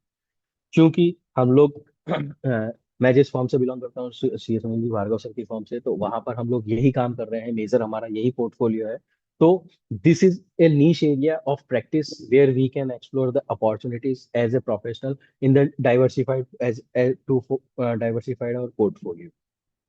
So expanding the global role of CS, CS, CMA कि हम लोग इंटरनेशनल ट्रेड लॉज में, क्योंकि स्ट्रेटेजीज बनाना एंड उनको कंप्लीट करना, and US department of commerce के असाइनमेंट्स हो गए, चाहे ईयू डीजीटीआर के असाइनमेंट्स हो गए, तो ये सारे ट्रेड इन्वेस्टिगेशंस में हम किस तरह से हम अपने आप को इन्वॉल्व कर सकते हैं और कैसे हमारे लेखक जी, लिए मैं आपको बेस्ट। 1 मिनट बीच में रोक रहा हूँ, 1 मिनट में बीच में रोक रहा हूँ। जी फ्रेंड्स, सर। हमारे पास पार्टीज है, वी हैव द क्लाइंट्स। हो सकता है किसी क्लाइंट का काम इंटरनेशनल मार्केट में जा रहा हो, आज हमें ये चीज रेलिवेंट ना हो, लेकिन यदि हमें इंटरनेशनल मार्केट अच्छे पैसे कमाने हैं, अच्छे क्लाइंट लेने हैं, तो हमें इंटरनेशनल मार्केट में मूव करना पड़ेगा। और इंटरनेशनल मार्केट में आज हमें ये नॉलेज होनी चाहिए कि ये मार्केट में काम कैसे हो सकता है। जैसे लेखक जी आज हम बता रहे हैं, आज हमें शायद हमारे लिए इंपॉर्टेंट ना हो, लेकिन ग्रोथ करनी है तो हमें ये सब चीजें समझनी पड़ेंगी, क्योंकि ग्लोबल हमें जाना पड़ेगा। हो सकता है हम बहुत छोटे स्टेशन से भी हो, लेकिन छोटे स्टेशन की पार्टी भी ग्रो कर रही है। तो मैं इसलिए कह रहा हूँ, ये जो टॉपिक हमारा पहला टॉपिक था वो इतना इंपॉर्टेंट नहीं है जितना टॉपिक अब ये इंपॉर्टेंट हो गया है। और आपको नॉलेज होनी चाहिए कि हम कैसे कर सकते हैं। हो सकता है उसमें आप लेखक जी की मदद ले लें, हो सकता है आप अनिल मुकीम जी की मदद ले लें, हो सकता है आप सुनील सर की मदद ले लें, सीएल यादव जी की मदद ले लें, जलज की ले लें, विकास की ले लें, मतलब किसी की भी ले लें। लेकिन अब हम ना करना कि मैं नहीं करता ये काम, हम छोड़ दें। मेरा करने का पर्पज यही है, माई टैक्स एक्सपर्ट का भी, कि हम ना करना छोड़ दें। ठीक, लेखक जी गलत कह रहा हूं मैं? नहीं नहीं, बिल्कुल सर, ना तो कहना ही नहीं चाहिए कि ना अपॉर्चुनिटी नहीं आती कहना हुई चाहिए। अब नाम ये क्या, हम कहना ही छोटे नहीं। स्टेशन है, नाम बड़े स्टेशन है, या मेरे पास काम नहीं, लेकिन हमें पता होना चाहिए काम कैसे एग्जीक्यूट होगा। और ये काम होती है, हम उसे तुरंत उस काम से उस एक्सपर्ट को पॉइंट करके हम उसे काम करा ले। लेखक जी प्लीज। बिल्कुल, thank you sir. Basically sir, ये जो भी इंटरनेशनल ट्रेड लॉ का काम है, जो बेसिकली जो प्रोसिक्यूशन और प्रोसीडिंग्स जो होती है, वही एक काम होता है कि आज जैसे इंडिया में, मैं एक लेमन लैंग्वेज में अगर अपन समझाएं या अपन एक जर्नल लैंग्वेज में इसको अपन समझें, कि जो इंडिया में इनकम टैक्स अथॉरिटीज ने नोटिस दिया, तो इंटरनेशनल ट्रेड लॉ के मैटर भी वही होता है कि एंटी डंपिंग और कस्टम्स के जो मैटर हम लोग हैंडल करते हैं, एंटी डंपिंग या काउंटर वेलिंग ड्यूटी के, एंटी डंपिंग को अगर एक अपन बेस लेके चले, तो एंटी डंपिंग में भी वही होता है कि आज हम इंडिया में जिस प्रोडक्ट को 100 रुपए में बेच रहे हैं, हम दूसरे मार्केट में अगर 80 में बेच रहे हैं, तो 20 रुपए का डंप हो रहा है। और वहां के अगर लोकल प्लेयर्स उस चीज से हार्म हो रहे हैं, तो they are going to create and initiate the with the application with their respective trade law authority. Just like अगर यूएसए का एक एग्जांपल लेते हैं, तो यूएस डिपार्टमेंट ऑफ कॉमर्स को वो लोग अप्रोच करेंगे कि इंडिया के लोकल मार्केट में वो चीज 100 रुपए में बिक रही है और हमारे यहाँ पे वही चीज 80 में बिक रही है। तो जैसा कि हमारे साथ चाइना ने भी किया था, तो हमने भी चाइना पे काफी सारी काउंटर वेलिंग ड्यूटीज लगा रखी है। तो उसी चीज को ध्यान में रखते हुए, दिस इज द मेन एक न्यू एरिया है कि बिकॉज हमारे जो एसबीआई ग्रुप के चेयरमैन हैं, वो India he was the first person who represent India in WTO. तो ये हमारे लिए तो बहुत एक मतलब लेगेसी मिली है हमें, तो कि एक नया एरिया डाइवर्सिफाइड एक्सपांशन करने के लिए मिला है। तो इसमें जैसे कि इनकम टैक्स नोटिस आता है, जस्ट लाइक कि केस इनिशिएट होता है कंट्री बाय कंट्री, कि आज जिस कंट्री से पर्टिकुलर एक कंट्री में मैं इंडिया और यूएसए का एक एग्जांपल लेके ही आपको सारा आगे का प्रेजेंटेशन में कवर करता हूँ। तो इंडिया और यूएसए का अगर कोई ट्रांजेक्शन कर रहे हैं, आज लेट्स सपोज मैं इंडिया से एक्सपोर्ट कर रहा हूँ, तो इंडिया से एक्सपोर्ट करने पर अगर मैं डंप कर रहा हूँ वहां पर, या नॉर्मल प्राइस पे भी बेच रहा हूँ, बट वहां के लोकल प्लेयर्स को लग रहा है कि मैं डंप कर रहा हूँ, तो they will proceed with the US department of commerce, they will approach to the US department of commerce to initiate the investment against the particular product exporting और ओरिजिनेटिंग फ्रॉम द इंडिया। अब इसमें एक सबसे बड़ा की role ये आता है कि जो प्रोडक्ट जो एक्सपोर्ट हो रहा है वो ओरिजिनेटेड फ्रॉम इंडिया होना चाहिए। आज लेट सपोज कि मैं ट्रेडिंग कर रहा हूँ, मर्चेंट एक्सपोर्टर हूँ, तो उस केस में हम लोग वो चीजें नहीं होगी कि आज मैंने सदर्न एशियन कंट्री से किसी से भी खरीद कर यूएसए को बेच दिया, तो वो चीज नहीं आती। Originating certificate of origin should be from India. This is the global phase. हम इंटरनेशनल ट्रेड लॉ में अपना कैसे करियर बना सकते हैं, और इंटरनेशनल स्ट्रेटेजिक बिजनेस डेवलपमेंट में हम कैसे कॉर्पोरेट्स की हेल्प कर सकते हैं। तो why international trade demands all the three professional. सबसे पहले तो हमें समझना पड़ेगा कि तीनों प्रोफेशनल जो है उनकी इस इंटरनेशनल ट्रेड लॉ के फील्ड में डिमांड क्या है, क्योंकि this is kind of A special audit. की आज आपके जो फाइनेंशियल्स ऑडिट हो चुके हैं, उसके बाद की ये special one kind of special audit होती है, जिसमें हमें कंपनी में रॉ मटेरियल परचेज होने से फिनिश गुड्स और उसका एक्सपोर्ट प्राइस तक का पूरा data, either purchase, raw material purchase हो गया, फिर प्रोडक्शन हो गया, देन उसका पैकेजिंग हो गया, सेलिंग हो गया, देन एक्सपोर्ट हो गया, तो उसकी डिफरेंट काइंड ऑफ सारी चीजें, तो हमें कैलकुलेट करनी पड़ती है, इवेल्युएट करनी पड़ती है, and accordingly we have to make the replies for the questionnaires. Basically इसमें एंटी डंपिंग क्वेश्चनियर्स जो वहां से आता है, तो उसको हम किस तरह से रिप्लाई कर सकते हैं, क्या क्या हमारे लिए इसमें चीजें हैं।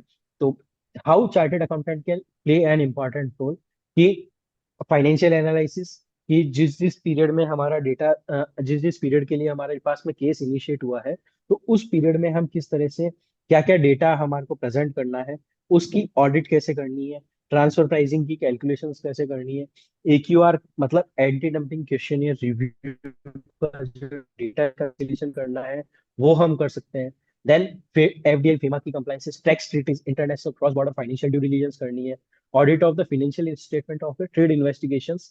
तो पर्टिकुलर, क्योंकि इसमें period of review sometimes odd भी आता है, लेट सपोज कि अपना अप्रैल से मार्च का फाइनेंशियल ईयर चल रहा है, बट वहां पर पीरियड ऑफ रिव्यू आ जाएगा कि अक्टूबर से सितंबर आ गया, तो अक्टूबर 23 से या 24 से मान लीजिए, या अक्टूबर 25 से सितंबर 26 तक का पीरियड ऑफ रिव्यू आ गया, तो we have to identify the period and accordingly we have to make the financial statement of for the this kind of investigations. तो यहाँ पर हमारा बहुत एक इंपॉर्टेंट रोल आता है।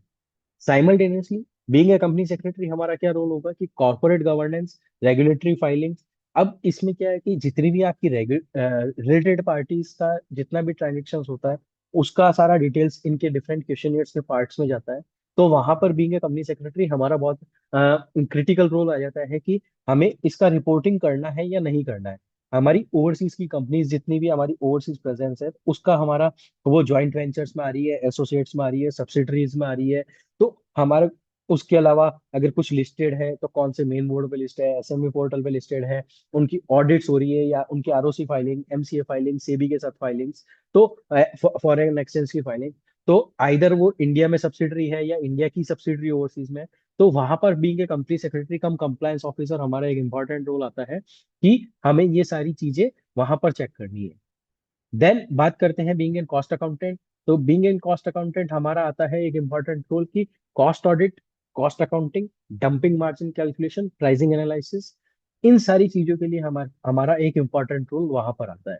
तो that is why international trade law and international trade demands all the three professional simultaneously in the any kind of investigation they are doing for that. अभी रिसेंटली हमने एक वियतनाम के अगेंस्ट, वियतनाम ने जो हमारे ऊपर केस किया हुआ है सेरेमिक टाइल्स पे, तो हमने अभी उस केस को लास्ट वीक ही क्लोजर कराया है, because the Vietnam government authorities came India and they do visit the client place and they did the verification in detailed manner. They do check the financials, they do check their systems, they do check their factory, they visit their premises, they understand their production process. So सारी चीजें होती है जो हम मतलब एक company में manufacturing activities जो भी सारी हो रही है, तो they are checking each and every kind of activities कि आपका रॉ मटेरियल कैसे आ रहा है, उसके बाद में आपका प्रोडक्शन प्रोसेस क्या है, मशीन टाइमिंग कितना लग रहा है, किस किस किस प्रोडक्ट को बनने में कितना टाइमिंग कैलकुलेट हो रहा है, किस मशीन पे किस तरह का आपका प्रोडक्ट फाइनलाइजेशन हो रहा है, किस मशीन पर एक्स्ट्रा इनपुट्स लग रहे हैं, किस मशीन पे लेस इनपुट्स लग रहे हैं। तो वो सारा कॉस्ट का डेटा, अपना फाइनेंशियल डेटा, उन सारा का रिकंसिलिएशंस वो लोग चेक करते हैं। अपने जो भी सिस्टम जिस ऑर्गेनाइजेशन ने अडॉप्ट कर रखा है, इधर सैप है या टैली है या कोई भी अकाउंटिंग ERP जिन्होंने भी अडॉप्ट कर रखा है, तो they are checking these documentation या जो इन्फॉर्मेशन हमने पहले से सबमिट कर रखी होती है क्वेश्चनियर्स में, वो लोग वो प्रॉपरली चेक करते हैं। So we have recently done last week a verification for the again which are originating from the Vietnamese authorities against India. तो हमने ceramic tiles का लास्ट वीक ही केस कंप्लीट किया है। देन हमारे इसमें core responsibility international trade law में तीनों professionals की क्या क्या आती है कि ट्रेड कंप्लायंस मैनेजमेंट हमारा एक बहुत बड़ा पार्ट बनता है, फिर एंटी डंपिंग के क्वेश्चन, फिर उसके बाद में उनकी रेगुलेटरी फाइलिंग एंड WTO और FTA की कंप्लायंसेस। कि हम लोग, क्योंकि हो सकता है ना कि कई बार ऐसा भी होता है कि कस्टम्स के वैल्यूएशन हो गए या टैरिफ क्लासिफिकेशन हो गया या कॉस्ट इम्पैक्ट एनालिसिस करना है या HSN वाइज हमें प्रोडक्ट कॉस्ट निकालनी है या वहां पर प्रोडक्ट कंट्रोल नंबर बनता है, तो प्रोडक्ट कंट्रोल नंबर उनकी प्री डिफाइंड कैरेक्टरिस्टिक्स के बेसिस पे कि आज लेट सपोज कि मैं एक मोबाइल फोन बेच रहा हूँ, लेकिन मोबाइल फोन में मेरे पास 100 कंपोनेंट्स है, तो दे आर डिफाइनिंग कि इस पर्टिकुलर आइटम को जब आपने परचेज किया, तो उसके हिसाब से आपका फाइनल प्रोडक्ट जो बना, उसका product characteristics, product control number हमारे इस प्री डिफाइंड क्राइटेरिया के अकॉर्डिंग बनना चाहिए। तो हमें वो क्राइटेरिया चेक करना पड़ता है हर प्रोडक्ट का, जितने भी कंपनी मैन्युफैक्चरिंग और सोल्ड कर रही है। तो वो compliance management plus anti dumping questionnaire का जो ऑडिट होता है बेसिकली, जिसमें हमें सारा डेटा सबमिट करना पड़ता है, तो that is also one part की उसमें कोऑर्डिनेशन, कॉस्ट सर्टिफिकेशंस, फिर ट्रांसफर प्राइसिंग की हम चेक करते हैं कि हमने जो प्राइसिंग करी है, जिस प्राइस पे एक्सपोर्ट किया है, इधर हम टीडीपी कर रहे हैं, सीआईएफ कर रहे हैं, एज पर द इनको टर्म बेसिकली हम सारी चेक करते हैं। देन रेगुलेटरी फाइलिंग्स जो अथॉरिटीज के साथ में होती है, कि उसमें फाइनेंशियल स्टेटमेंट भी हमें सबमिट करने पड़ते हैं, उनका क्वेश्चनियर्स के साथ में सेल्स का डेटा भी जाता है, कॉस्ट का डेटा भी जाता है। तो बहुत सारी कंपनीज की इसमें जैसे यूएस के रिगार्डिंग बात करें तो यूएस में 5 सेक्शंस होते हैं, section A B C D E। तो उसमें मल्टीपल अलग अलग डेटा जाते हैं, जिसमें कंपनी कंपनी सेक्रेटरी से रिलेटेड कंप्लायंस वाला सारा डेटा भी जाता है, फाइनेंशियल रिपोर्टिंग भी जाती है, कॉस्ट रिपोर्टिंग्स भी जाती है। तो ये सारी रिपोर्टिंग जाती है, तो हमें ये सारा भी चेक करना पड़ता है। फिर ट्रेड कंप्लायंसेस की advice, being an chartered accountant हम क्या चीजें कर सकते हैं कि कस्टम वैल्यूएशंस पर एडवाइस दे सकते हैं, कस्टम रूल्स एंड रेगुलेशंस हमें पता होता है, तो हम उसका टैरिफ क्लासिफिकेशन, टैक्स इम्प्लीकेशंस की एक्सपोर्ट और इंपोर्ट पे, क्योंकि मैं फॉरेन कंपनी सेटअप्स का भी काम करता हूँ, तो हम प्री बिजनेस सेटअप एडवाइजरी भी देते हैं कि आज आप किसी प्रोडक्ट को किस कंट्री में सेल कर रहे हैं, तो उसके लिए आपको क्या टैरिफ्स, एक्सपेक्टेड टैरिफ्स क्या लग सकते हैं, या एग्जिस्टिंग टैरिफ्स क्या लग सकते हैं। तो हम प्री बिजनेस सेटअप एडवाइजरीज का भी काम करते हैं। तो trade being a chartered accountant we can do that as well. फिर एज ए कंपनी सेक्रेटरी की आज इंडिया में क्या कंप्लायंसेस होनी है, ओवरसीज की वहाँ की कंट्री में क्या कंप्लायंसेस होनी है, तो that is another part with us की coordinating in statutory filing and statutory compliances में हमारा एक इंपॉर्टेंट रोल आता है। फिर पर्टिकुलर कॉस्ट अकाउंटेंट्स का कि ट्रेड कंप्लायंसेस में कि इफेक्टिव कॉस्ट हमारे पास आ रही है या नहीं आ रही है, हमारे क्या मार्जिन सेट हो रहे हैं, तो we can do that kind of activities in that.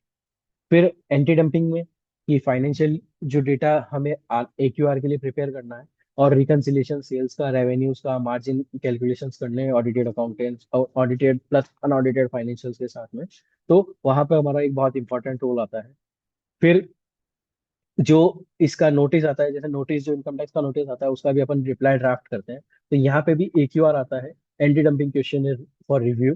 तो उसका भी हमें एक रिप्लाई ड्राफ्ट करना पड़ता है, एंड उसका भी हमें सबमिशन करना पड़ता है। तो वो टाइमली सबमिशन हमें इंश्योर करना पड़ता है। तो as a drafting person we can use the company secretary, and we are doing that in as a for the review and compliance part.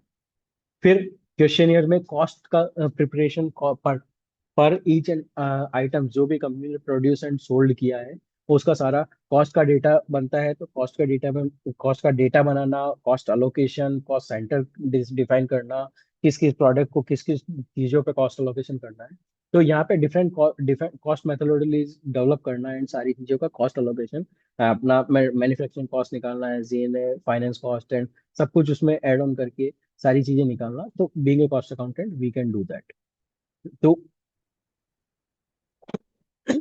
फिर working with US department of commerce, USDOC इसको short form में बोलते हैं, कि anti dumping and counter billing जो investigations होते हैं, उसमें मोस्ट डिमांडिंग रेगुलेटरी प्रोसेस है इंटरनेशनल ट्रेड लॉ में, and all three professionals serve the critical and distinct function as in a company engagement with this in investigation. Because मैंने खुद ने मेरे पर्सनल मतलब अभी सर के साथ जब से एसोसिएट हुआ हूँ, यूएस डिपार्टमेंट ऑफ कॉमर्स का केस देखा है, ईयू का केस यूरोपियन DGTR का केस देखा है, देन मैक्सिकन अथॉरिटीज का देखा है, वियतनामीज अथॉरिटीज का देखा है, GCC का चल रहे हैं। तो वो सारे cases we are handling and we are doing. तो वहां पर CS CS CMA का इक्विवेलेंट एंड एक्यूरेट रोल आता है, बहुत इंपॉर्टेंट रोल आता है बेसिकली। अब अगेन CA का रोल फाइनेंशियल सर्टिफिकेशन, जो फाइनेंशियल डेटा प्रिपरेशन करना है, जैसा मैंने आपको बताया कि पीरियड ऑफ रिव्यू इसमें मल्टीपल हो सकते हैं, या different different period of review हो सकते हैं अपार्ट फ्रॉम और फाइनेंशियल ईयर।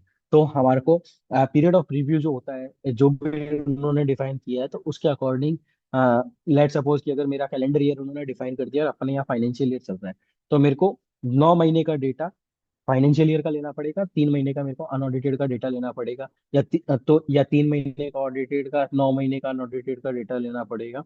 तो वो जो डेटा बनाना है, उससे जो ट्रायल बैलेंस बनाना है, उससे जो सेल्स बनानी है, उससे जो कॉस्टिंग बनानी है, तो रिकन्सिलिएशन, ये financial figure, cost of production define करना, कॉस्ट ऑफ प्रोडक्शन सर्टिफाइड करना, प्रिपेयर करना। तो इसमें हमारा एज ए प्रोफेशनल बहुत इंपॉर्टेंट रोल होता है।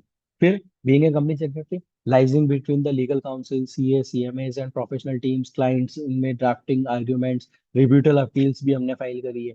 क्योंकि हो सकता है कि आपने सारा डेटा सबमिट कर दिया, उसके बाद में अथॉरिटीज यहाँ पे इंडिया आ गई, वेरिफिकेशन कर लिया, but they are not happy with the submissions and वो उसमें कुछ निकालती है, तो हम लोग अपील अपील फाइलिंग करते हैं, रिब्यूटल फाइलिंग करते हैं।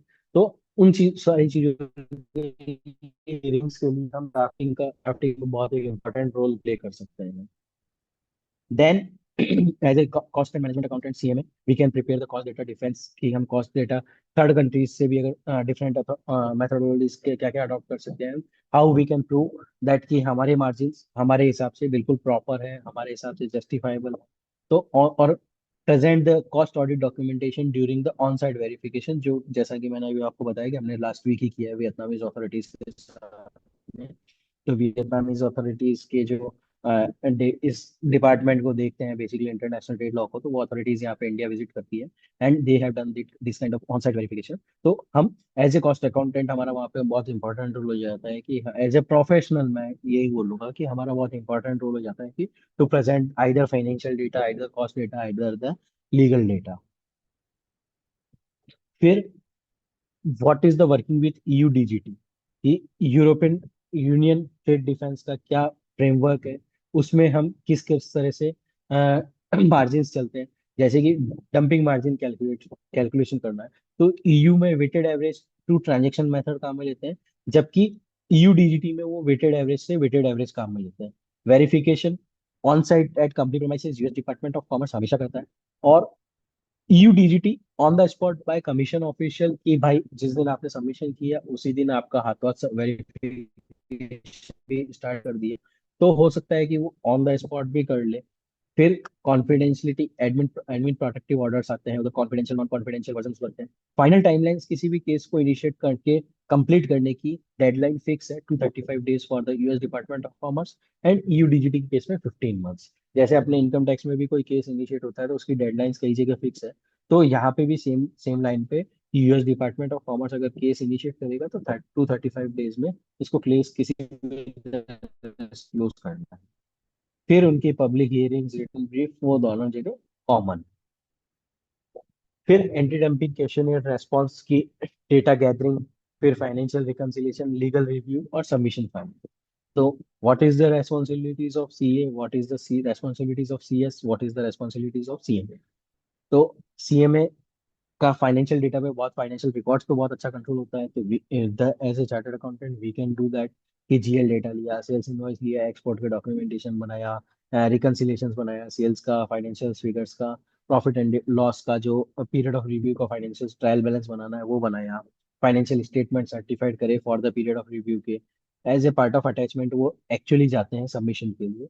एंड सारे फाइनेंशियल एनेक्सर्स कंप्लीट करके financial submission as a part of CA का ये रेस्पॉन्सिबिलिटीज आता है। फिर as a company secretary, identify the product categories, की क्या क्या कैटेगरीज है, किस किस कैटेगरीज, किस किस का हमें डेटा देना है, कौन कौन सी हमारी एसोसिएट्स है, कौन कौन सी जॉइंट वेंचर्स है, कौन कौन से रिलेटेड पार्टीज है, कौन कौन से कॉमन डायरेक्टर्स हैं, तो ये एफिलिएशन चार्ट्स वगैरह सारी चीजें देना है। फिर client coordination, CA, CS, CMA की टीम में कोऑर्डिनेशन, ये as a compliance officer important role रहता है। और फिर legal drafting and evidence evidence preparation, and अगर रिब्यूटल एंड कुछ अपील्स अगर फाइल कर रहे हैं तो उसमें केस लॉज एंड जजमेंट्स के लिए बहुत important role company secretary play कर सकते हैं। देन सीएमए, अल्टीमेटली सीएमए को प्रूव करना है कि भाई मैंने जो भी कॉस्ट डेटा प्रेजेंट किया है वो सबसे लोएस्ट कॉस्ट थी मेरी, उसी में मैं रिजनेबल एक प्रॉफिट मार्जिन ऐड करके ही कंपनी को बेच रहा हूँ, क्योंकि मेरे को वहां से एंटी डंपिंग अपने लिए 0% पे लेकर आनी है। टैरिफ, अपने टैरिफ या ड्यूटी जो भी लग रहा है वो हमें 0% पे लेकर आना है। तो cost, being a cost accountant, हमें कॉस्ट का डेटा गैदर करना है, either raw material, labour, overheads and different kinds of जो जो भी कॉस्ट शीट बनती है, प्रॉपर कॉस्ट शीट बनती है। फिर फाइनेंशियल अकाउंट्स का जो बैलेंस है उससे सीओपी का reconciliation, certified cost statements, cost annexures methodologies बनाना, कॉस्ट सेंटर डेवलप करना, कॉस्ट की जितने भी सेंटर डेवलप करते हैं उसके अकॉर्डिंग कॉस्ट अलोकेशन करना और प्रोडक्ट वाइज कॉस्टिंग निकालना एज ए सीएमए का हमारा बहुत इंपॉर्टेंट रोल होता है। फिर अब आता है कि जो इंटरनेशनल स्ट्रेटेजी बिजनेस डेवलपमेंट में हमारा क्या क्या इंपॉर्टेंट रोल हो सकता है, कि मार्केट एंट्री स्ट्रेटेजी, कि आज किस कंपनी का कौन से प्रोडक्ट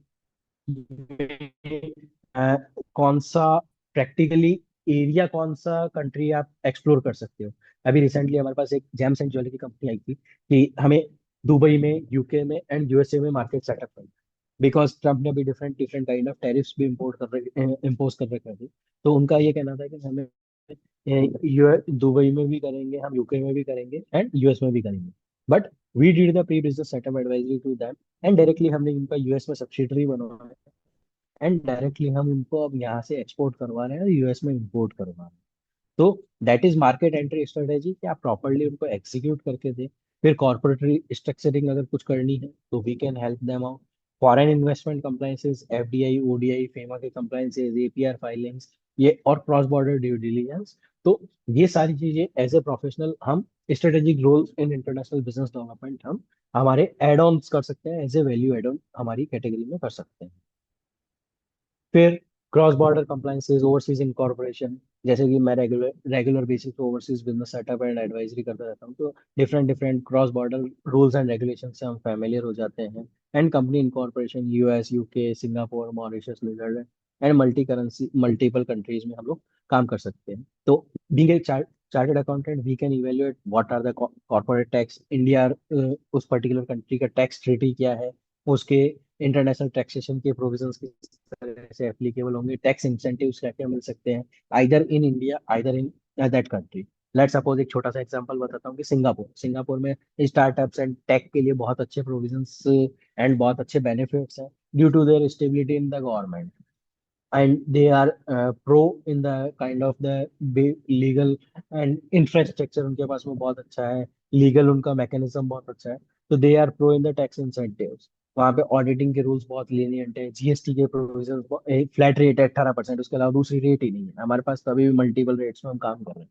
तो वो सारी चीजें लीनियंट होने के कारण we as a chartered accountant evaluate कि भाई वहाँ सेटअप करने से क्या बेनिफिट होगा और वहाँ यहाँ सेटअप करने से क्या बेनिफिट होगा। क्योंकि अभी लास्ट कुछ सिनेरियोज में देखा गया है कि इंडिया के जो बड़े यूनिकॉर्न स्टार्टअप्स थे उन्होंने due to the policies of Singapore they have shifted their head office बोल सकते हैं या होल्डिंग कंपनीज बोल सकते हैं to Singapore to avail these kind of benefits, tax incentives basically. तो वो वहां पे करा, इंडिया में उन्होंने सब्सिडरीज बनाई है। तो they are doing this kind of evaluation and we as a professional can help them in evaluating this kind of process. फिर उसके अलावा सीएस क्या इवेलुएट कर सकते हैं कि पॉलिटिकल स्टेबिलिटी, जैसा मैंने आपको बताया सिंगापुर में बहुत स्टेबल है, पॉलिटिकल लीगल सिस्टम बहुत मैच्योर है। तो ऑन डिस्प्यूट रेजोल्यूशन मैकेनिज्म भी बहुत स्ट्रांग है। तो on for FDI, AML, beneficial ownership norms क्या है, रेगुलेटरी कंप्लायंसेस क्या है, रेगुलेटरी एनवायरनमेंट कैसा है। तो being an company secretary we can evaluate this field.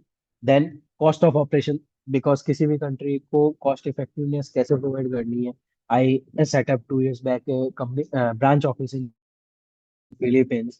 So because of the cheapest labor, we have decided to set up the client company in the Philippines. Because वहाँ पे branch office setup करना cost बहुत easy थी। Either branch setup cost भी सही था, plus वहाँ की जो लेबर है वो भी वो बहुत स्किल्ड लेबर का कॉस्ट बहुत सस्ता था as compare to India. And सारी चीजें पॉजिटिव थी, तो we have setup there. India Philippines के बीच में टैक्स ट्रीटी भी है। तो there are lots of benefits in the cross border compliance part. तो being an professional we can evaluate these kind of projects and we can do the working of that product. फिर incorporation life cycle क्या होगी, pre incorporation, जैसा मैंने बताया pre business setup advisory अपन दे सकते हैं। During the come incorporation अपन क्या क्या कंप्लायंस पार्ट डॉक्यूमेंटेशन गैदर करना, post incorporation compliances, local government की इंडिया में टैक्स फाइलिंग क्या होगी, वहाँ की फाइलिंग क्या होगी, क्रॉस बॉर्डर कंप्लायंसेस में international transfer pricing agreement, international taxation से रिलेटेड सारा reporting allocations and ongoing governance में अपना statutory and statutory audit, secretary audit, cost audit, जो भी सारी ऑडिट्स आनी है वो हम एज ए प्रोफेशनल्स उन कॉर्पोरेट्स को हेल्प कर सकते हैं। फिर business advisory and global consultancy functions की regulatory advisory, M&A support, joint venture and alliance, startup and scale advisory, ये सब कुछ अभी जैसे अब मैंने बताया था कि स्टार्टअप्स का जो सिंगापुर में बहुत अच्छा बेनिफिट्स हैं, पॉलिसीज बहुत अच्छी है, तो वहां पर इनका मिल रहा है। USA में फ्लैट रेट पे टैक्सेशन है, तो रेगुलेटरी एडवाइजरीज में एज सच अगर अपन tax multi jurisdiction tax compliance में आते हैं तो फेडरल का 21% फ्लैट रेट है, जो कि 4% से इंडिया से कम है। तो इफेक्टिवली वो देखा जाए तो वहाँ पे ना सेस है, ना HEC है, ना कुछ भी नहीं है। तो इंडिया में इफेक्टिवली 25% वाला 27-28% पड़ता है, बट वहाँ पे 21 का 21 ही रहता है, तो वो 7 से 8% का मार्जिन बहुत बड़ा इफेक्टिव प्ले करता है, क्योंकि आजकल बिजनेस में मार्जिन ही 7 से 8% होते हैं। तो टैक्स कंप्लायंसेस चेक करना, M&A में सपोर्ट करना है कि सब्सिडरी बनानी है या लीगल किसी कंपनी एग्जिस्टिंग कंपनी को एक्वायर करना है, क्रॉस बॉर्डर ट्रांजेक्शंस क्या करने हैं, उनका due diligence, financial, legal, operational due diligence करना, डील स्ट्रक्चरिंग कैसे करनी है, तो और रेगुलेटरी अप्रूवल्स क्या करना है। तो बीइंग ए प्रोफेशनल हम ये सारी एडवाइजरी दे सकते हैं। फिर ESG and technology and emerging trends, तो जैसा आप सबको पता ही है कि ESG audit is also playing an important role for the professionals. तो क्रॉस बॉर्डर एडवाइजरी और इंटरनेशनल मार्केट में जो भी वर्किंग कर रहे हैं उनके लिए ESG इज मतलब बोल सकते हैं कि बूस्टर है ये। तो ESG audit is also in another area where we can expand ourselves apart from the traditional practice we are doing. फिर technological integration in trade compliances, कि AI मशीन लर्निंग, आज हमारे सारे professional institute, professional bodies AI and ML पे बहुत functioning कर रहे हैं, क्योंकि हमें खुद को भी उससे हैबिचुअल होना ही पड़ेगा to learn all the things. तो AI एंड ML, फिर blockchain and regulatory tech platforms की मल्टी जुरिडिक्शन टेक प्ले, क्योंकि अब आप जब अगर इंटरनेशनल बिजनेस कर रहे हैं या इंटरनेशनल कंसल्टेंसी फर्म है, तो आपको अपने मल्टी जुरिडिक्शन टैक्स कंप्लायंसेस का कैलेंडर बनाना पड़ेगा और उसको ऑटोमेट करना पड़ेगा। तो we as a professional integrate the technology in our blood, in our system, and we can expand these things in as a professional area of our as a part of our diversification in our practice, regular practice. फिर career benefits क्या है for chartered accountant, AQR financial certification, transfer pricing advisory, cross border M&A due diligence, international taxation planning and ESG assurance. तो this is for CS and CMA, while anti-dumping proceeding का coordination and global governance advisory role, international JV and strategic alliance governance, niche premium advisory, overseas incorporation, जैसा मैंने हमें बताया कि हम regulatory सब over the cross the globe काम कर रहे हैं, cross border compliances, USDOC, EUBGT के हियरिंग, रिप्रेजेंटेशन, इनका अपील फाइलिंग करना, रिपिटल फाइलिंग करना, देन ESG गवर्नेंस का compliances, board advisory, sustainable reporting, तो ये सारी चीजें हो गई। देन FDI, फेमा, सेबी की एडवाइजरी। फिर as a cost accountant, cost data certification, dumping margin calculation, COP defence की भाई हमने जो भी डेटा बनाया है कॉस्ट ऑफ प्रोडक्शन से related, that is accurate and सब कुछ सही है उसमें। तो फिर transfer pricing documentation from the cost perspective, cost audit expertise, carbon cost accounting, this is also a new in many of the European countries. हमारे India में अभी इतना ज्यादा पॉपुलर नहीं है, but this is another area for the expansion part. फिर market entry strategy, modelling and pricing, इसकी कि हम आज जैसा कि मैंने बताया था कि हाँ, हम इंडिया से इंडिया से दुबई, दुबई से UK एंड UK से US हम ट्रांसफर करने वाले थे, but as a market entry cost modelling जो हमने डिसाइड किया उससे हम इंडिया से US ट्रांसफर ही कर रहे थे। दीज आर द मार्केट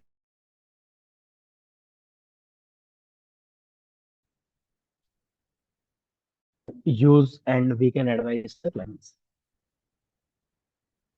आगे building a future ready professional profile, कि सीए हमारे पास स्किल्स क्या क्या चाहिए, हमारे को इंटरनेशनल में हमारी नॉलेज होनी चाहिए, transfer pricing advisory, API navigation, cross border M&A, ESG में, रेगुलेटरी में, AI में, और एक हमारे पास नॉलेज होना चाहिए, कोऑर्डिनेशन, मल्टी जुरिडिक्शन कंप्लायंस होना चाहिए, then overseas incorporation, cross-border governance, GP structure, alliance governance, ESG, data, certification,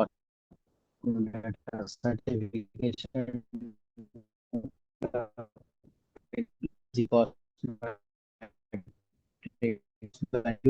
advisory, scale that kind of activities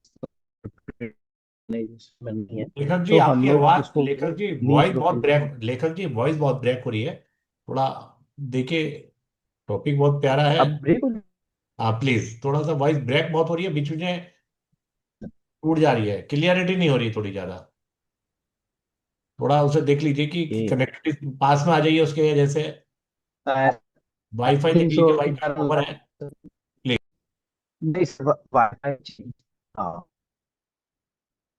then certification continuous learning as a part of certification and continuous learning हम क्या कर सकते हैं कि जैसे certification courses का टीसा जो आईटी स्पेशलिस्ट काम दे रखा है सर्टिफिकेट, तो we can do that kind of case में जो ये यूके सर्टिफिकेशन कोर्सेज कर सकते हैं, सीएमए में, international US CMA, Seema UK and अलग अलग कॉस्ट अकाउंटिंग प्रोग्राम्स हैं, तो वो सारी चीजें हम करके हमारे प्रोफेशनल करियर कंटिन्यूस लर्निंग पास जा सकते हैं। And finally, as a CA, we can deliver efficiency and tax efficiency as a CS, governing and regulatory compliance across jurisdiction, and as a CA, cost intelligence and operational efficiency we can derive and we can derive. This is all about. Thank you, sir, for giving me an opportunity to speaker for the day and so much everyone. अब आपका कुछ question हो इस international business international trade law से related, तो you can feel free to ask. Lekhak ji ये screen बंद कर दीजिए ताकि सारा फेस सामने आ जाए, और member are invited to put your questions. ये स्क्रीन हाँ, क्लोज कर, स्क्रीन शेयरिंग कर दिया सर, स्क्रीन के लिए कर स्क्रीन दिया तो कर दिया ऑलरेडी स्क्रीन ऑफ कर देंगे तो सब क्लोज सामने कर दिख दिया सर, जाएगा। अच्छा, अभी हुआ नहीं है, चलिए आ जाएगा, हो जाएगा। मैंने कर दिया। चलिए, सीएलजी कोई एक्सपर्ट ओपिनियन? नहीं, लेखक जी ने अच्छा बोला। जी और एक्सपर्ट ओपिनियन तो मुकीम साहब का अच्छा क्वेश्चन था। मेरी हाँ, उससे ओपिनियन ये है कि फाइनेंशियल स्टेटमेंट का एडॉप्शन कंपनी विदाउट ऑडिट ही करती है। मेरा उसमें, अब उसमें लेखक जी क्लियर करेंगे कि एडॉप्शन ऑफ फाइनेंशियल स्टेटमेंट के लिए ऑडिट होना जरूरी है क्या, क्योंकि वो विदाउट ऑडिट भी एडॉप्शन ऑफ फाइनेंशियल स्टेटमेंट होता है in my knowledge, as per my knowledge. नहीं नहीं ठीक है, वो लिटिगेशन वाला मैटर है। वो सारे एक्सपर्ट है तो लिटिगेशन का मैटर है, वो मैं भी जानता था कि लिटिगेशन आएगा उस मैटर पे। तो ठीक है, लेखक जी विनय जी, ऐसे। जी वि- विनय जी, मैं आपको बताऊं, जो यादव जी ने जो क्वेश्चन किया है, जी हमारे कंपनीज एक्ट के सेक्शन 240 में फिनेंशियल स्टेटमेंट्स का डेफिनेशन दिया हुआ है, ठीक है ना। जी जी हाँ, फिनेंशियल स्टेटमेंट का मतलब होता है कैश फ्लो है, प्रॉफिट लॉस अकाउंट है, बैलेंस शीट है, जो भी चीज है। और ऑडिटर्स रिपोर्ट और board report does not in will not be included in financial statement, ठीक है ना। यस अब यस अब आइए, अब आइए आप 134 यस 134 में कंपनीज एक्ट में बोलता है कि आप अनऑडिटेड फिनेंशियल स्टेटमेंट्स वो पुटअप करना पड़ता है, वो भी बोर्ड मीटिंग के सामने करना पड़ता है सबसे पहले, ठीक है। जब बोर्ड 134 में उसको अडॉप्ट कर लेता है और साइन कर देता है, then that report is sent for audit under 137 of the companies act, ठीक है ना। हाँ, अब आपके पास ये प्रश्न आता है कि यदि आपका ऑडिटर नहीं है, एक मिनट के लिए आप यस ऑडिट नहीं करा पाते हैं, तो क्या आप अनऑडिटेड रिपोर्ट को आरओसी में सबमिट कर सकते हैं क्या? This is the main question, ठीक है। अब अनऑडिटेड रिपोर्ट, आपके पास ऑडिटर नहीं है, ऑडिटर तो आज के दिन होगा, यूडिन आज के दिन होगा, ठीक है, 5 साल पहले की ऑडिट रिपोर्ट है, तो unaudited report can be submitted under once it is signed under 134 with the ROC, ठीक है। मुकीम साहब, उसमें यह किसके लिखा जाएगा, उसमें यह लिखा जाएगा कि ऑडिट रिपोर्ट अनअडॉप्टेड AGM में है, unadopted audit report, unaudited provisional audit report has to be submitted within 30 days from the date of AGM, ठीक है। अब रही मुकीम बात साहब, कि आपकी उसमें जो अभी AGM एक मिनट अब आपकी ऑडिट हुई 10 साल के बाद, ठीक है ना, ये क्योंकि ये सारा लिटिगेशन का मामला था, 10 साल के बाद ऑडिट हुई, 10 साल के बाद आप एडजॉर्न्ड मीटिंग करेंगे, एडजॉर्न AGM करेंगे, उस एडजॉर्न AGM के अंदर में आपको ऑडिटेड जो अडॉप्टेड रिपोर्ट है वो जमा करनी पड़ेगी। This is the procedure of the companies act. अब इसमें क्वेश्चन ये आ जाता है, कि आज की डेट में हम यूडिंग जनरेट करेंगे, ठीक है, आज की डेट में हम ऑडिटर भी मेरा पुराना तो नहीं किया हुआ होगा, 10 साल से जब कंपनी में कोई कंप्लायंस नहीं है तो ऑडिटर भी नहीं है, ठीक है ना, तो आज के दिन ऑडिटर अपॉइंट होगा, तो इसलिए अनऑडिटेड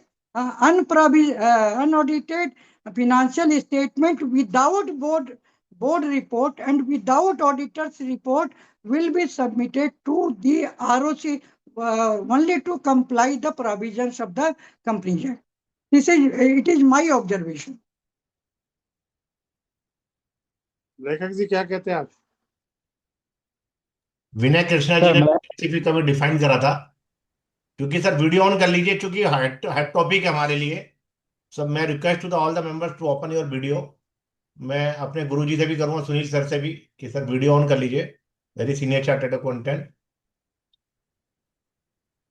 अब चूंकि वन बाय वन डिस्कशन कर लेते हैं, ज्यादा बेटर है, क्योंकि स्पीकर कोई नहीं था इस टॉपिक पे। स्पीकर तो एक चीज कर रहा था, इसमें हम सभी स्पीकर हैं, और एक बना लेते हैं, डिजाइन बना लेते हैं इसमें हम। मुकीम साहब, मेरी ओपिनियन ये है कि AGM unaudited financial statement adopt कर सकती है। अब ऑडिट के लिए ऑडिट वाला जो इश्यू है बात का इश्यू है, लेकिन AGM में अनऑडिटेड फाइनेंशियल स्टेटमेंट अडॉप्ट हो सकता है। वहां पे ऑडिट का होना जरूरी नहीं है, क्योंकि बहुत सारे इश्यूज होते हैं, बहुत सारे कारण होते हैं जिसके कारण से ऑडिट नहीं हो पाती, और मेनली जो PSUs है उनमें बड़ा इश्यू रहता है, या जो जैसे कंपनी है, इनऑपरेटिव कंपनीज है, वहां पे नहीं हो पा रहा। अब जो ROC वाला है, तो इसका ऑब्जेक्टिव यही है कि इनको कि वहां एडॉप्शन हो सकता है, ऑडिट नहीं हुई अलग इश्यू है। किसी अन्य की कोई मेंबर की कोई राय इसमें, कोई कंक्लूड निकालना है इसमें प्लीज, क्योंकि ये टाइमिंग हम पे बहुत है। कोई स्पेशल क्वेरीज हो किसी की अपनी, क्योंकि हम मैं सर आपस एक बार, हाँ जी मैं भी एक बार इस पर चेक कर लेता हूँ कि जो अपना डिस्कशन हुआ है उस पर मैं भी एक दो पॉइंट्स देखता हूँ कि क्या कुछ जी केस लॉज वगैरह अभी कोई रिसेंटली और दूसरे प्रोफेशनल से भी कनेक्ट करके एंड जी अपन इस पे एक समरी या नोट या कुछ अपना एक बना के सर्कुलेट करते हैं फिर मेंबर्स के साथ। जी जी जी। भाई साहब आपका, सुनील भाई साहब आपका कोई ओपिनियन? अनम्यूट कर लीजिए भाई साहब, अनम्यूट कर लीजिए अपने आप को, अनम्यूट कर लीजिए भाई साहब।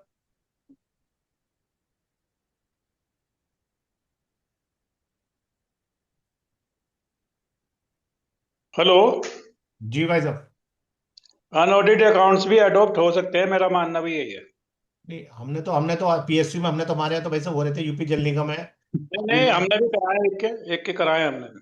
जी भाई साहब, जी भाई साहब।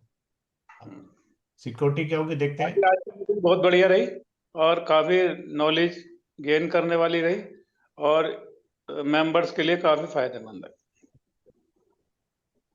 किसी थैंक और यू का सर। कोई और हमें डिस्कशन लेना हो इस टॉपिक पे,